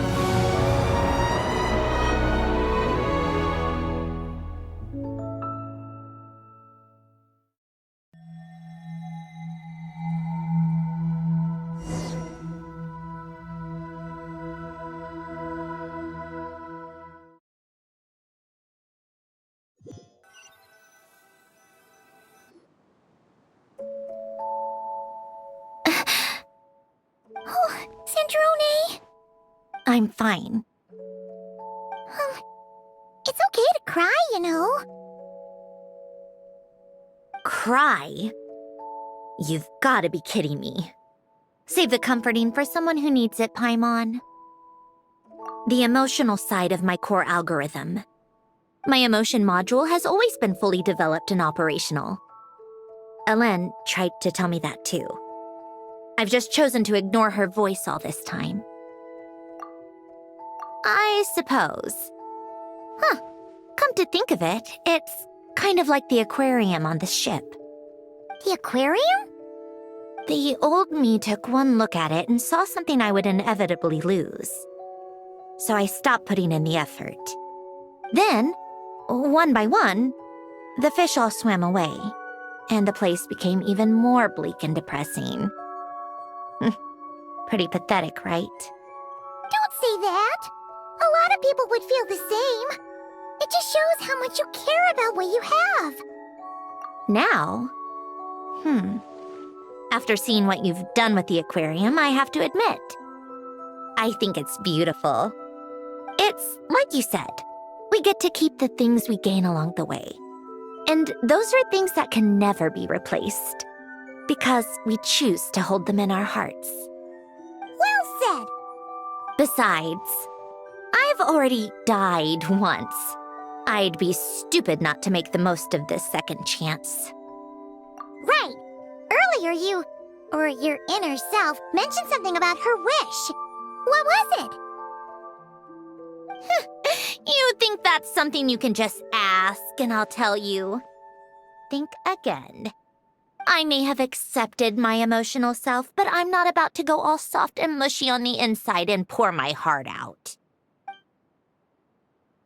That said, taking a step in the right direction couldn't hurt. Starting with cleaning some old aquarium tanks of my own. Huh? Metaphorically speaking, I mean. Come on, let's head back to the ship. I need to talk to that shaman. Huh? Resentful lost souls? You couldn't get comfortable sleeping near the Opera Epicles, right? Well, I bet that's why. The Fountain of Lucine is where all the water in Fontaine gathers. So that's where the emotions within the water converge as well. Hold on. If it's souls we're dealing with, Feeling uncomfortable should have been just the beginning. I should have been able to hear their voices or something. And under normal circumstances, I'm sure someone of your talents would have. The problem is, these souls are no longer complete. Remind me how they ended up like that again? You mentioned something about them being split apart? Yes, it's called soul severing. Renee of the Nartsitzenkreuz Ordo came up with it. After learning of Fontaine's impending doom, Renee thought if he could find a means for the soul to live on in perpetuity, it might ensure the world's salvation. Soul severing was the first step of his research. Unfortunately, his theory of the four orthants was imperfect at the time, and a failure along the way caused his physical form to dissipate. Jakob, another member of the Nartsitzenkreuz Ordo, sought to carry on Renee's legacy and restore his physical form. He even used some of the people who stood in his way as test subjects for his research. By severing their souls? Yes. After Renee successfully awakened, the two continued their research, and all the severed souls ended up merging into Renee's consciousness. After you saved Fontaine by turning Fontanians into true humans, these souls returned to the ley lines. But the souls severed before Renee awakened had nowhere to go, doomed to forever wander the waters of Fontaine as listless spirits. Almost as if they exist outside the bounds of this world. Unrecognized by the ley lines or fate. No wonder I couldn't sense them. Not only that, but over time, they began to fuse with other entities. Their inner resentment lured in all sorts of evil beings, which corrupted and defiled them into nothing more than accumulations of filth. But the full transformation must have been recent. Otherwise, the Udex surely would have noticed. Wait, no, he must know already. That would explain the underwater Melazine patrols. No wonder I kept running into officers from the Mara Chaussee Phantom earlier. In that case, let's go find Nervalette and we can sort it out together. No, not just yet. Why not? For one, the diplomatic castle alone would be a nightmare. Even though I haven't reported back to Snezhnaya yet, I'm not planning to leave the Fatui anytime soon. Besides, with me here, success is a done deal. Involving other people would just complicate things. All I need is for Miss Lolly to help pinpoint the location of this monstrosity. Think you can do it? With my eyes closed. This is what I do. I'm a lot better at it than manning a desk, at least. But, how exactly do you plan on resolving this soul stuff? Even to me, there's no obvious answer. Seems pretty complicated, all things considered. Just trust me. I have the perfect solution. Oh, all right. If you're that confident, we'll follow your lead. Why the sudden interest in helping Fontaine with this, Androne? You never knew Renee and the others, right? No, I didn't. And you're right. This problem has nothing to do with me. I wouldn't get within 10 feet of the Nartsitzenkreuz Ordo or its members. But, in his later years, Elen told me he regretted not helping his best friend when he needed it the most. He also felt sorry towards Marianne, for being too lost in his mechanical research to look after her properly. If he were still with us, I think he'd do the same. He might have a few choice words to say about it, but even after everything, he wouldn't leave his friend's mess for someone else to clean up. Friends shouldn't hold grudges or leave behind regrets. Fixing what happened between him and Renee was one of his greatest wishes. All I'm doing is fulfilling it in his stead. You know, you really do seem a little different now. You mean everything that just happened wasn't for nothing? Why, thank you for pointing out the obvious, Paimon. Just washing off the grime of the past. Turns out, a lot can build up after being ignored for so long. What's this about aquarium tanks all of a sudden? They go off on some grand adventure and What? Now they have their own private code? Stupid. All right then, Seat Lolly. Tracking this thing down is up to you. Huh? Oh, right. No problem. You've got this, Granny Eatsley! You! Come with me to Hotel de Boer for a drink. Right now. Why? Because I said so! Miss Guillotin, I'll report back on the location tomorrow morning. Just need a drink or two first to bolster me up. Well, don't let me keep you. All right, you. Time to go. I've got scores that need settling. Huh?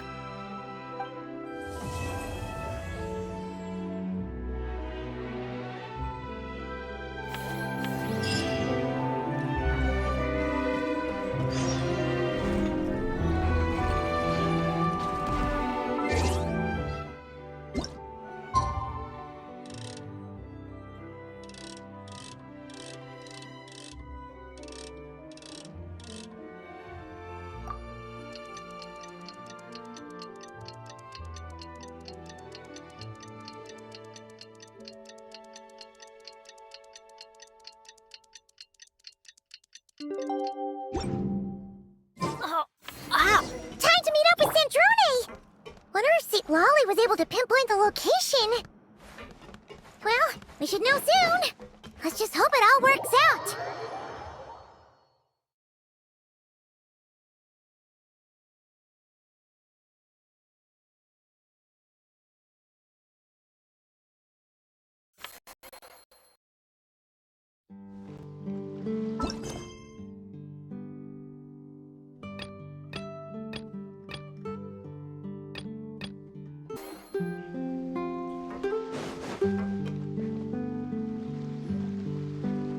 Seat Lolly sure drank a lot last night, huh? Wonder if she's even awake. Good morning. Ah! Columbina! Oh, you sure know how to make an entrance. What are you doing here? We just finished filming a last-minute scene, so I came up to get some fresh air. The others are still down below discussing what the final scene should be. You mean, how it should end? Yes, they're torn between whether the heroine should reunite with her old friend or not. Ah, because the whole point is that she came to her friend's homeland to search for her, right? Oh, Paimon almost forgot the plot! Yes. Director Farina and Miss Chiori think a tragic ending where the two never meet would be more poignant. But Director Xavier thinks having the two reunite would make for a more touching and heartwarming ending. Me? I'm not sure. On a personal level, of course I want to see her again. Of course I want to experience that moment where we reunite. Even if it's just for the cameras. But that means an actor would have to take her place. And that makes me feel... Oh. Huh? Yeah, don't look so worried. Making a film is supposed to be fun. Besides, it's all gonna work out. You can trust Paimon on that. Work out? How? Well, you know. Yep, exactly. Okay, I trust you. I'll just focus on having fun for now. Well, well, look who we have here. Traveler and Paimon. Oh, the lighting specialist and clapper loader that never were. Yeah. We kinda went AWOL, didn't we? Sorry about that. Seriously, don't worry about it. Everything's going smoothly on our end, so just do what you need to do. You seem to be in better spirits now, Miss Columbina. I apologize if our earlier discussion put you on the spot. It's okay, I'm fine now. The Traveler and Paimon talked me through it. So, what are your thoughts on the ending then? Should we have them reunite, or not? We should tie everything up in bows. Huh?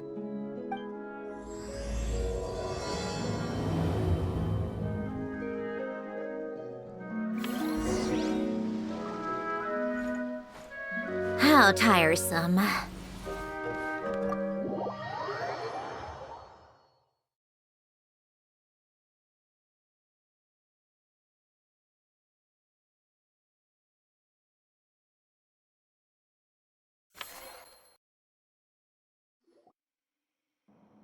Philoli! We're here! Oh, right on time. Well, yeah. We weren't the ones who drank our weight in alcohol yesterday. What? Are you suggesting Granny can't handle her liquor? It takes a lot more than that to get me drunk. Really? 'Cause, you stopped making sense after a while. Did I? Huh. News to me. I didn't say anything too crazy, I hope. Let's see. You spent half an hour bad-mouthing Auroron, half an hour complaining about work, an hour talking about light novels, and, Paimon kind of fell asleep after that. Are they gone? Oh, the crew? Yeah, we bumped into them on the deck, but they just left. Wait, but now that everything with your core is sorted out, what's stopping you from seeing Columbina? She misses you a lot. I just want to deal with this mess first. Besides, this is a perfect chance to make her jump for once. I have to plan it out more. But enough about that. Were you able to pinpoint the location of our target? Of course! When Granny Eatsley promises something, she delivers. Great, let's see. Morte region. Wait, this is the Tower of Gestalt. The place the souls were severed. Is that the source of the resentment? Or is it the Narcissenkreuz Ordo in general? Let me come with. This thing's movement isn't fixed. If it's not at this location when we get there, I can use a ritual to summon it. You've already gone to more than enough trouble. I don't mind. These old bones have nothing better to do anyway. Summoning a spirit isn't going to do me in. Besides, if I don't go, they'll just have more inside jokes I can't join in on. All right then. I appreciate it. Ha! There's no time to lose. Let's head out!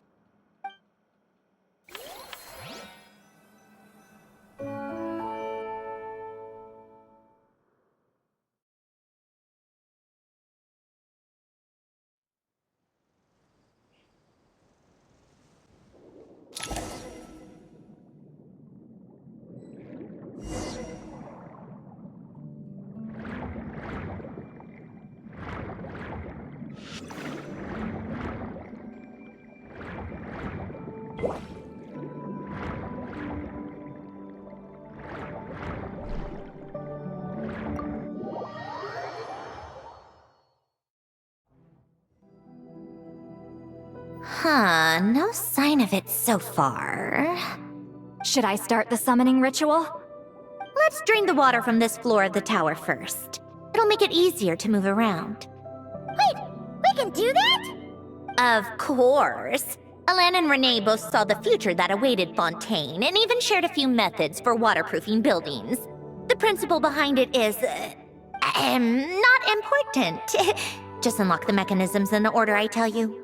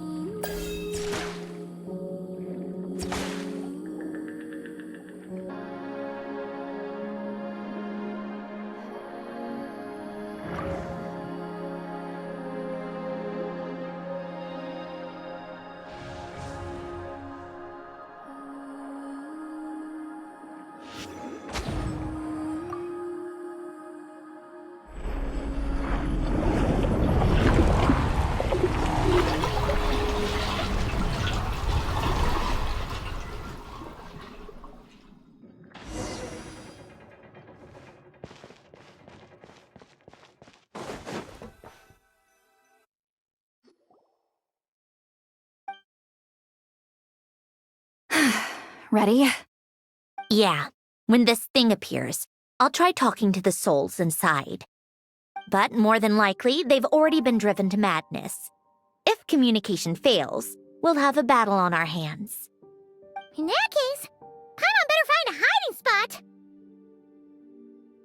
If a fight does break out, I should be the one to deliver the final blow. Trust me on that. Understood.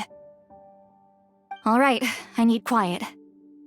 Wandering spirits drifting along the tides. Hear me now. Broken souls, silenced, torn apart and forsaken. Follow the traces of the past and return to us. Let resentment recognize resentment. Let vile entities be drawn together. And in this place, take form once more.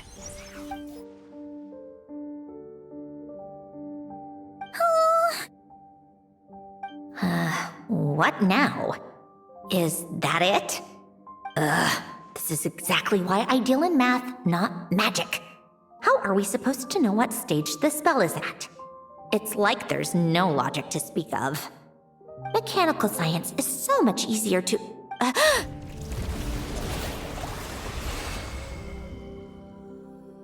Watch out!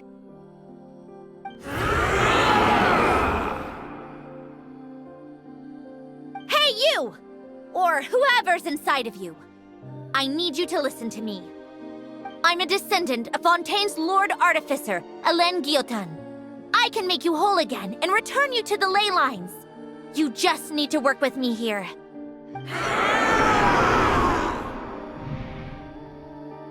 Citrone! Shh. Looks like talking this out is off the table. All right, plan B. Time to blow off some steam.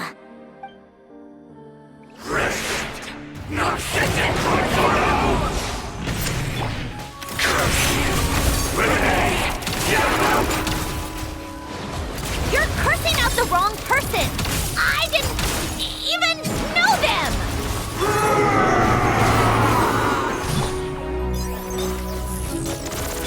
Blowing thunder! Come on, keep up!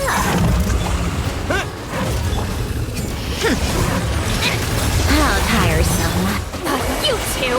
Time to end this!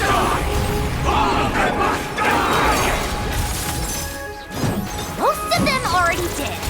But you still have a chance to return to the ley lines and reunite with your family.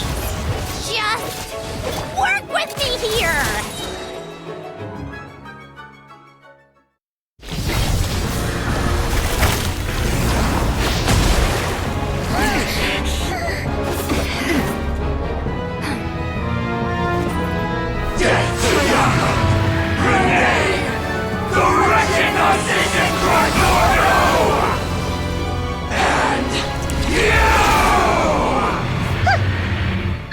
I'm not like them.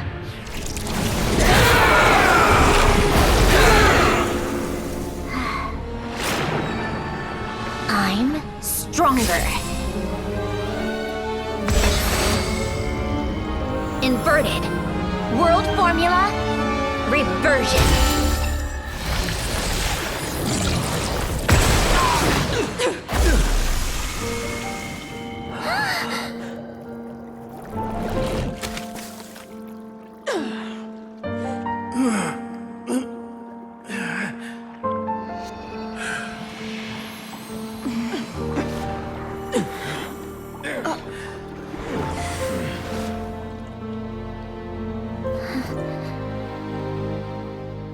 Be at peace among the tides, lost souls.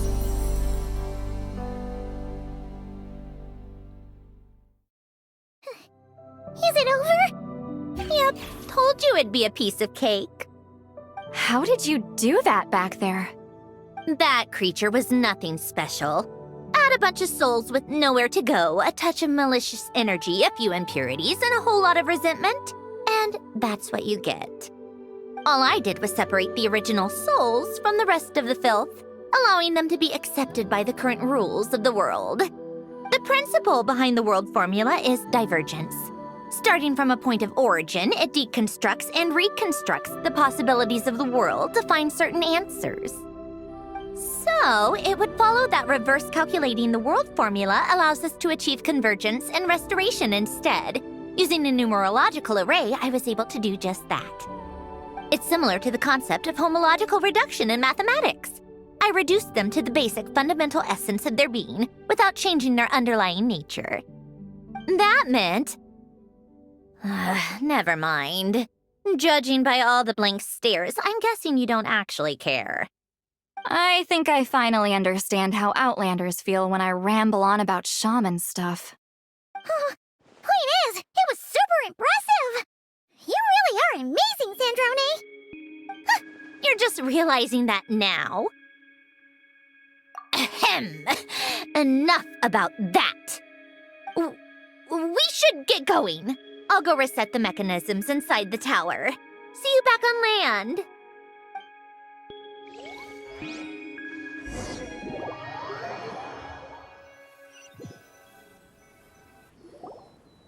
Well, that's one old mess for the books. Glad to have that over and done with. Feels nice to do a good deed every once in a while. You helped everyone out a bunch and not cry, too. Kinda seems like you're just a good person at heart. I wouldn't be so sure. I'll be heading back to the Fatui soon enough. You two are too trusting sometimes. Fine. Just don't say I didn't warn you when it comes back to bite you. Well, where to next? Back to the ship?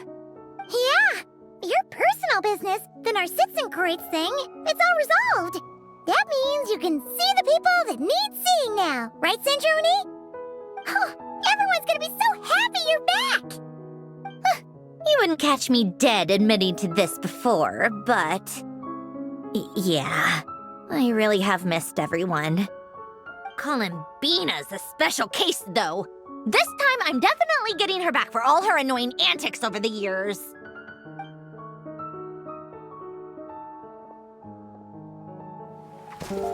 She'll sense me coming from a mile off. How am I gonna...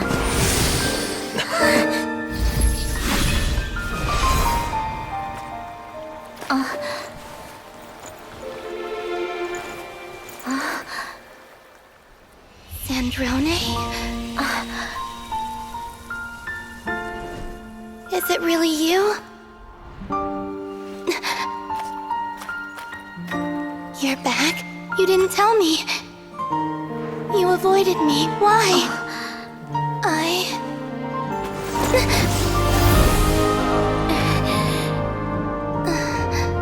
Sandrone? Now we're even. I missed you so much. That makes one of us, idiot. I'm here, Columbina.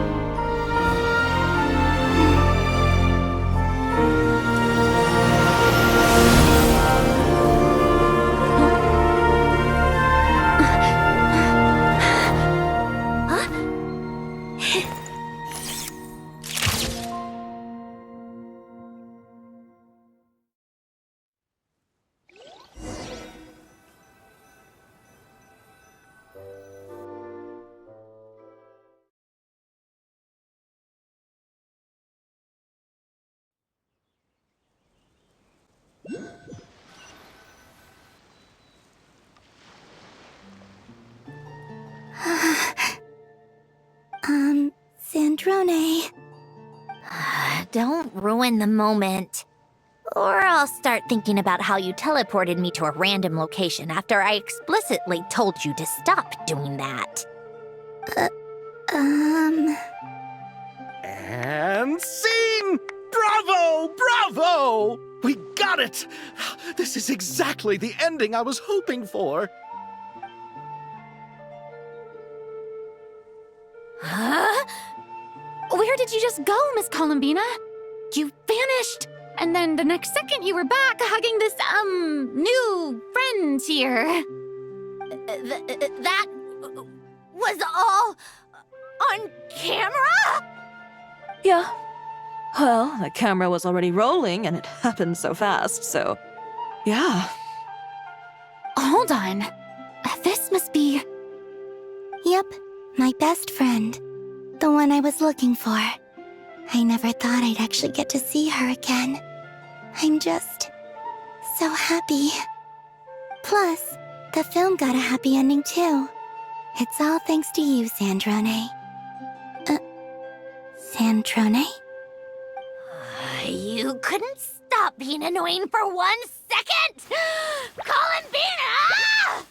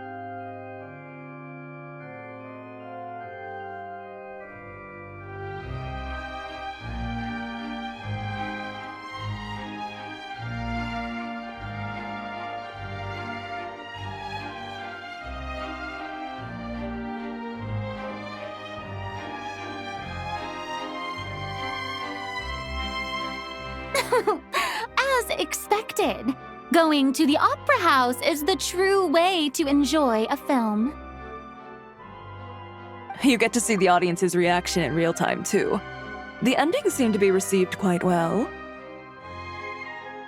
Paimon can't believe you let us include that in the final cut, Sandrone! You even agreed to help us reshoot a couple of shots. Thanks a million. Most of it was caught on camera already, so it's not like I had much of a choice. Besides, the film I'm in is going to be anything less than perfect. What are you laughing at? Nothing. It was just interesting to see us on screen together. I'm glad this moment is going to be preserved forever. Just a pity we didn't take home the Farina Award this time around. Well, artistic films can rarely compete with commercial ones. You should have prepared yourself for this the minute you changed the script. True. Oh, did I hear someone mention the Farina Award? Come on, don't gloat! I won't. Our crew winning the Farina Award was a team effort after all. Costume design, script adaptation. Ooh, and the practical effects were so realistic. The flames and explosions even made me jump while we were filming. A lot of the effects were based on actual items the Special Patrol confiscated from criminals. Who knew they'd serve another purpose, right? But it turned out amazing! Really brought the thrilling scenes from the novel to life. Fontaine's film industry is seriously impressive. Which film did you vote for, Silali? Isn't it obvious? Great Detective Herlock, of course! That's the whole reason I'm here! You all should be proud, though. A lot of critics are saying really good things about your film, too. Longing and loss, searching for something even after it's gone. It's a film that makes you think about life and how important it is to explore those themes. Well, that is what the art of storytelling is for. Watching a film with friends is so much fun! There's so much to talk about! Ooh, let's throw a celebration later then! We're all old friends. Oh, we could find a place and chat to our heart's content. How about the Wingalette? That's perfect! Friends and family are more than welcome too. So if you want to bring people, don't be shy. You all can head over first and make yourselves at home. I'll bring over some refreshments in a bit. I just have one more stop to make first. Can I come? Fine. Not like you'd listen if I tried to stop you.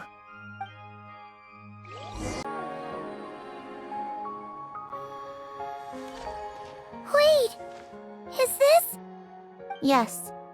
Here lies Lord Artificer, Elaine Guillotin. This is his grave. Oh. I'm sorry, Ellen. I'm sorry this is the first time I've been back since leaving Fontaine. I should have come to see you more often.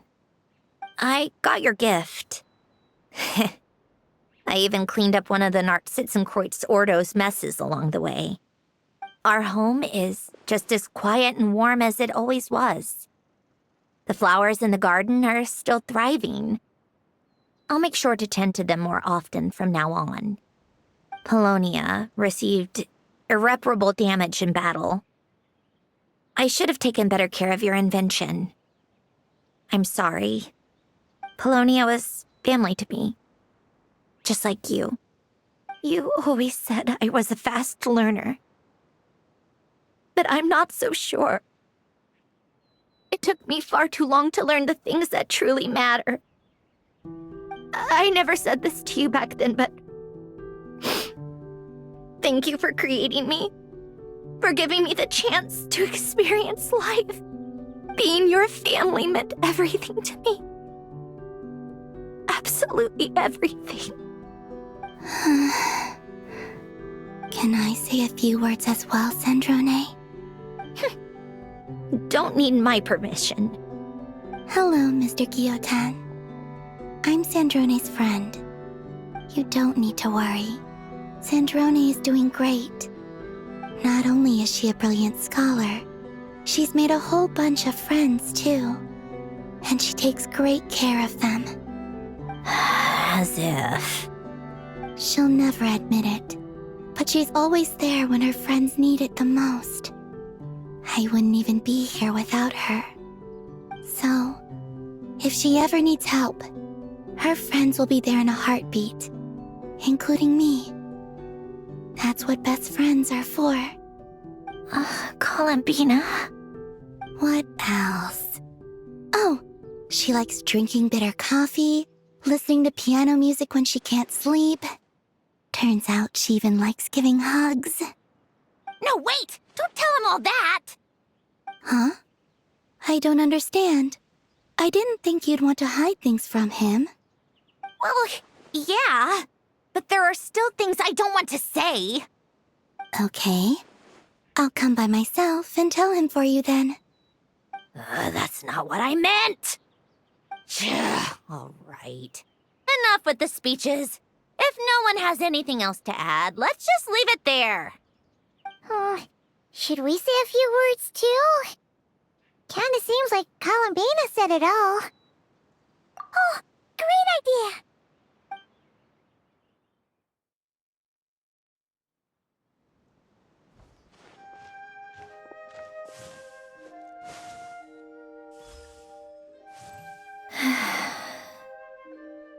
Goodbye, Ellen.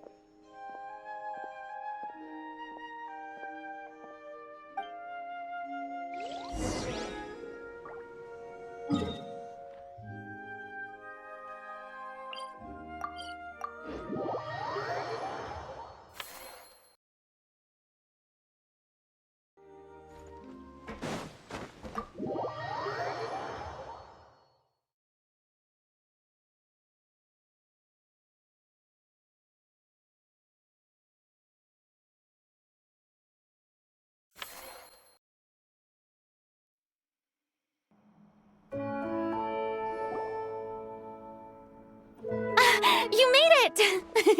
The party's already started. Oh, but, you didn't bring anyone else along? I thought you headed out to invite some friends. We did invite a friend, actually. She'll be here soon. She's even bringing some desserts to have over tea. You should join us later, Miss Farina. I do love a tea party. Then don't mind if I do. This seems like a fun occasion. Let's go talk with everyone. Good idea! We'll introduce you to all our old friends.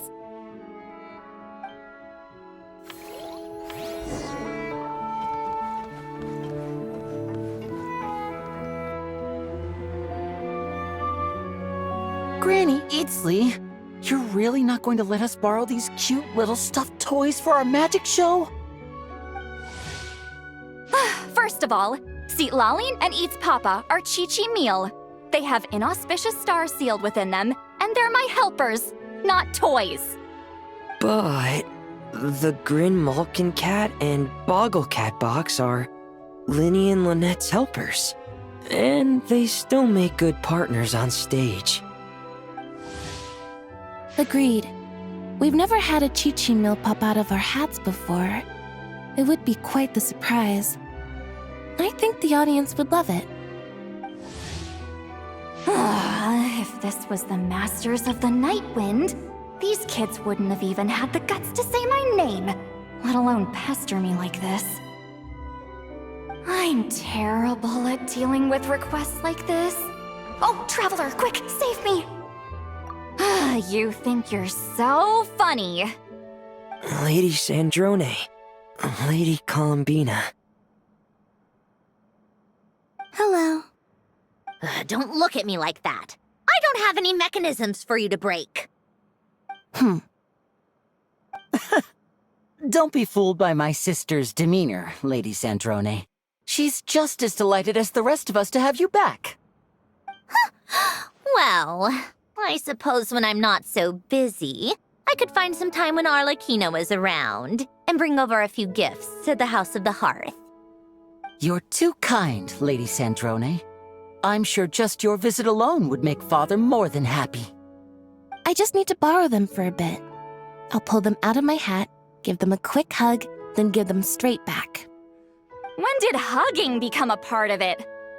Oh! I could lend you Pear, so you have something to hug in the meantime. He gives really good hugs. I don't need something to hug in the meantime. The issue was never the hugs. How about this? You can have 2 VIP tickets right next to each other. Excellent view. Right next to each other?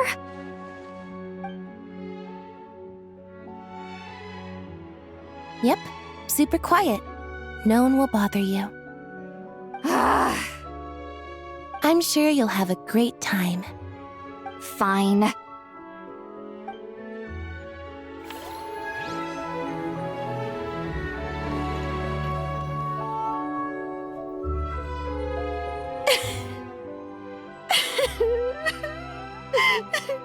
What a dream come true! For once, it all worked out! I can die without regrets. Let's not get too ahead of ourselves, Director Lapine Pauline. What was in that piece of cake you just handed her, Escoffier? Romaritime flowers, eggs, flour, same as all the other pieces. What, you think I tampered with it? Playing a detective in real life now too, are we? Oh, it's so delicious! I'm so happy! My life has peaked! Miss Lapine Pauline, look who I brought! Master! Wait, what happened to your face? Why are you crying? Never mind my face. Here, let me introduce you. This is Miss Charlotte and Miss Escoffier. Things are sounding lively over here. Oh, look who it is! Perfect timing. I was so busy with the shoot, I feel like we barely got to talk. And the elusive Miss Guillotin. It's great to see you. Thank you so much for letting us use the boat free of charge. That was so generous of you. Oh, right. Introductions. This is Miss Charlotte and Miss Escoffier. That's kind of you, but I didn't really do anything. If you want to thank someone, it should be the Duke or the people who keep the boat in such good shape. Right. I'll head over in a bit and do just that. Miss Columbina? Yes? Could I interview you sometime? I'll treat you to some gâteau de bord for the trouble. There's only a limited amount available each day. Oh, but it's an absolute must-try when you're in Fontaine. Oh, Sure. Bold of you to use my own cake as a bribe right in front of me. You know what? When else are we all going to be together like this? Come on, everyone! Grab your drinks!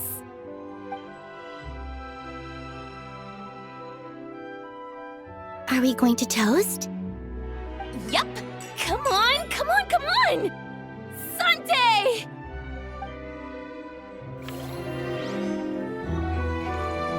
Pick up the pace.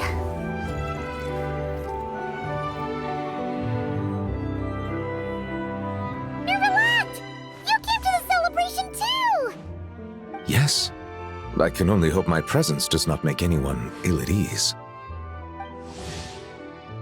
Who's this? All right! This is Nervalat, the Udex of Fontaine. And this is Columbina and Cendrone. Greetings. Hello. These two must be the Fatus and former Fatus related to the recent incident in Nodcry. I read about them in the diplomatic report. The Udex? Oh, the dragon that cries a lot. Oh, well... Jeez, Columbina. That's your takeaway from all those Fatui meetings? Seriously? Is that truly how I'm portrayed in the Fatui's intelligence? You must put a lot of people in prison then. Well, it would be more accurate to say I pass judgment on their crimes. All trials in Fontaine strive for fairness and justice, so as to avoid imprisoning the innocent. So, only the people who deserve it get sent to prison. Well, deserve is quite a subjective metric, is it not? At the very least, I can promise that in every trial over which I preside, I make every effort to deliver a fair verdict.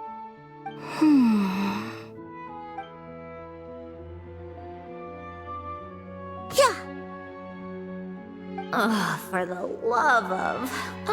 what is she doing now? You seem like a good dragon. Not the kind that throws people in prison for no reason. I think we can get along just fine. Well, thank you? Then she punched me because... Sorry, Nervalat. She thinks that's a sign of friendship. Where does she even pick up weird habits like that? Ah, I see. I believe I have observed people on the streets of Fontaine expressing affection in a similar manner. I suppose I now know what it feels like. Yes. Quite, abrupt. You know, these two are surprisingly alike.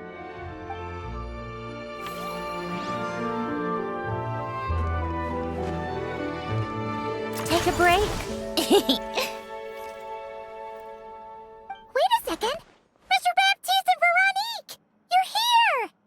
Friends of yours? Veronique is the prop manager for Musketeer Pictures, and Mr. Baptiste is the author of The Two Musketeers. Yeah, former prop manager. Now we're just two criminals serving our time. Thanks to Duke Risley and Nurse Sigewin looking out for us. Not too bad, actually. You make it sound like I'm giving you special treatment. I just think the method of justice you chose to pursue is one people can respect.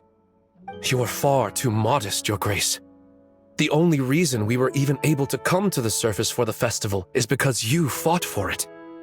It's also just good for the physical and mental health of the prisoners in general.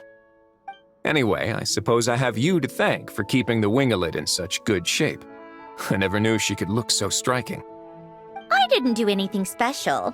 It was mostly the Traveler and the others. Don't sell yourself short, Miss Guillotin. You are the current captain, after all. In light of that, I have to ask, do you mind if I leave up some of the installations so the people back at the fortress can also enjoy the aquarium? Huh? Like I said before, I just think it would be good for the inmates who clean and maintain the winglet to see their work put to good use. Besides, maintaining an aquarium is sure to be a lot more interesting than scrubbing rust off the walls and deck. Of course I don't mind. I'm grateful you even want to keep it. Great. Then it's decided. That's amazing, Sandrone. We should go hang out at the Fortress of Meripede later then. You do know you just invited me to hang out in prison, don't you?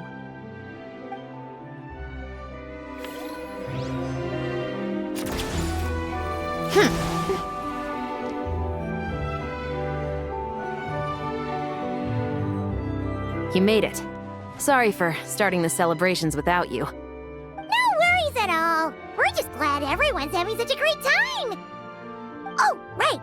You've probably seen them around already, but let us introduce you for real. This is... Miss Columbina and Miss Guillotin, right? Oh, we saw the film you were in. It was so touching. Yep. This one started bawling her eyes out right next to me in the theater. I know. I didn't bring nearly enough tissues. Thanks. We saw your film, too. I memorized all your names. Oh, guess we can skip the introductions then. Our effects were pretty over the top, right? Some of the extras in the big scenes were actual members of the Spina di Rosula. So basically, your contribution was creating realistic-looking chaos. That wasn't the only realistic aspect. Miss Chevres and Miss Emily were also kind enough to lend their expertise on criminal investigations and forensics. Oh, it was nothing. I was just honored to take part and help out. Wow! No wonder your film turned out so good. You basically had an expert in every field. Talk about a stacked crew. Oh, speaking of, want to join in on a round of tabletop troupe later, Miss Columbina and Miss Guillotin? I mean, what better place for a party than a party? Here we go again. That sounds interesting. Yes! Persuasion successful! What about you, Miss Guillotin? I guess one round couldn't hurt. Critical success! Oh, looks like Arlecchino's here. Come on, Columbina. Let's go have ourselves a tea party.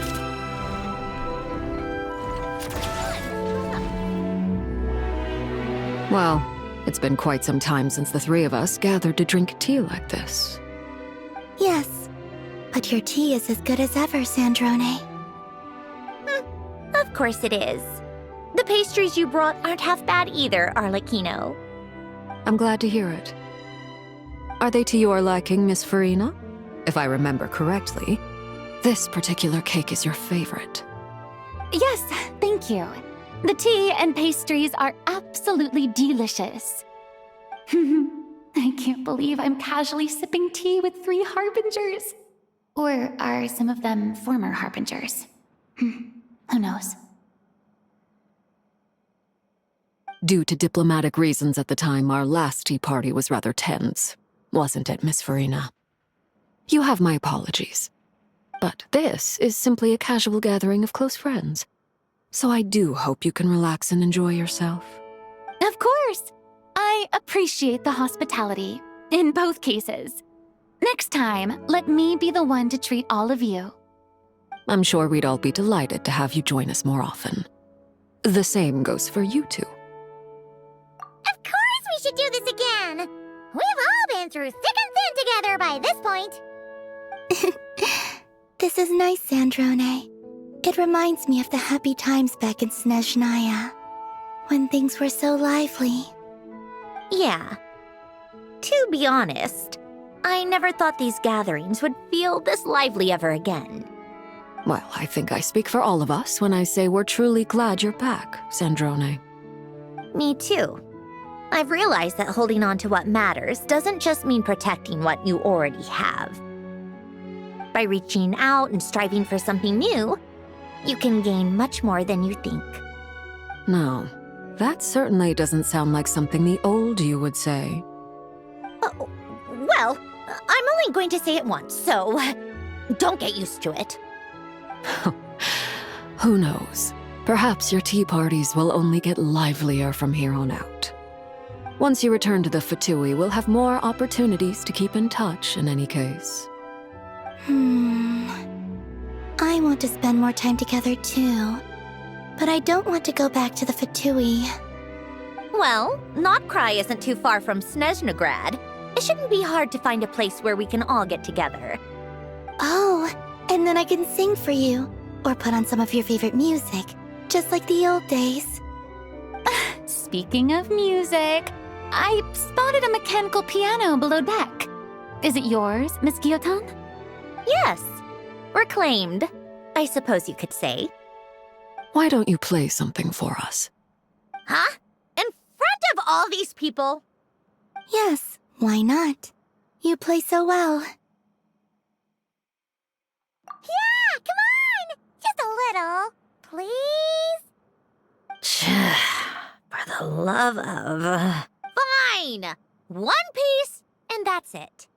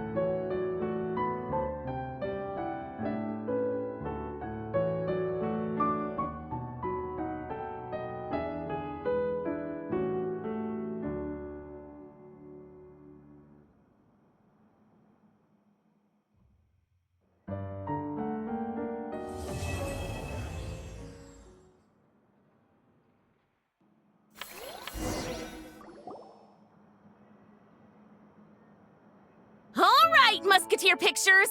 Everyone ready? I'm not sure I should be in this one. Of course you should. You might have primarily helped out another crew this time, but you're still a member of Musketeer Pictures. All right, thanks.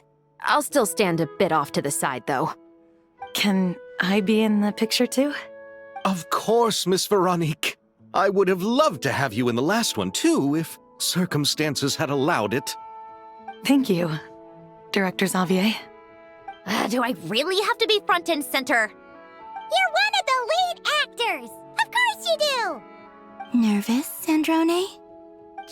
No. All right, look at the camera. And 3, 2, 1.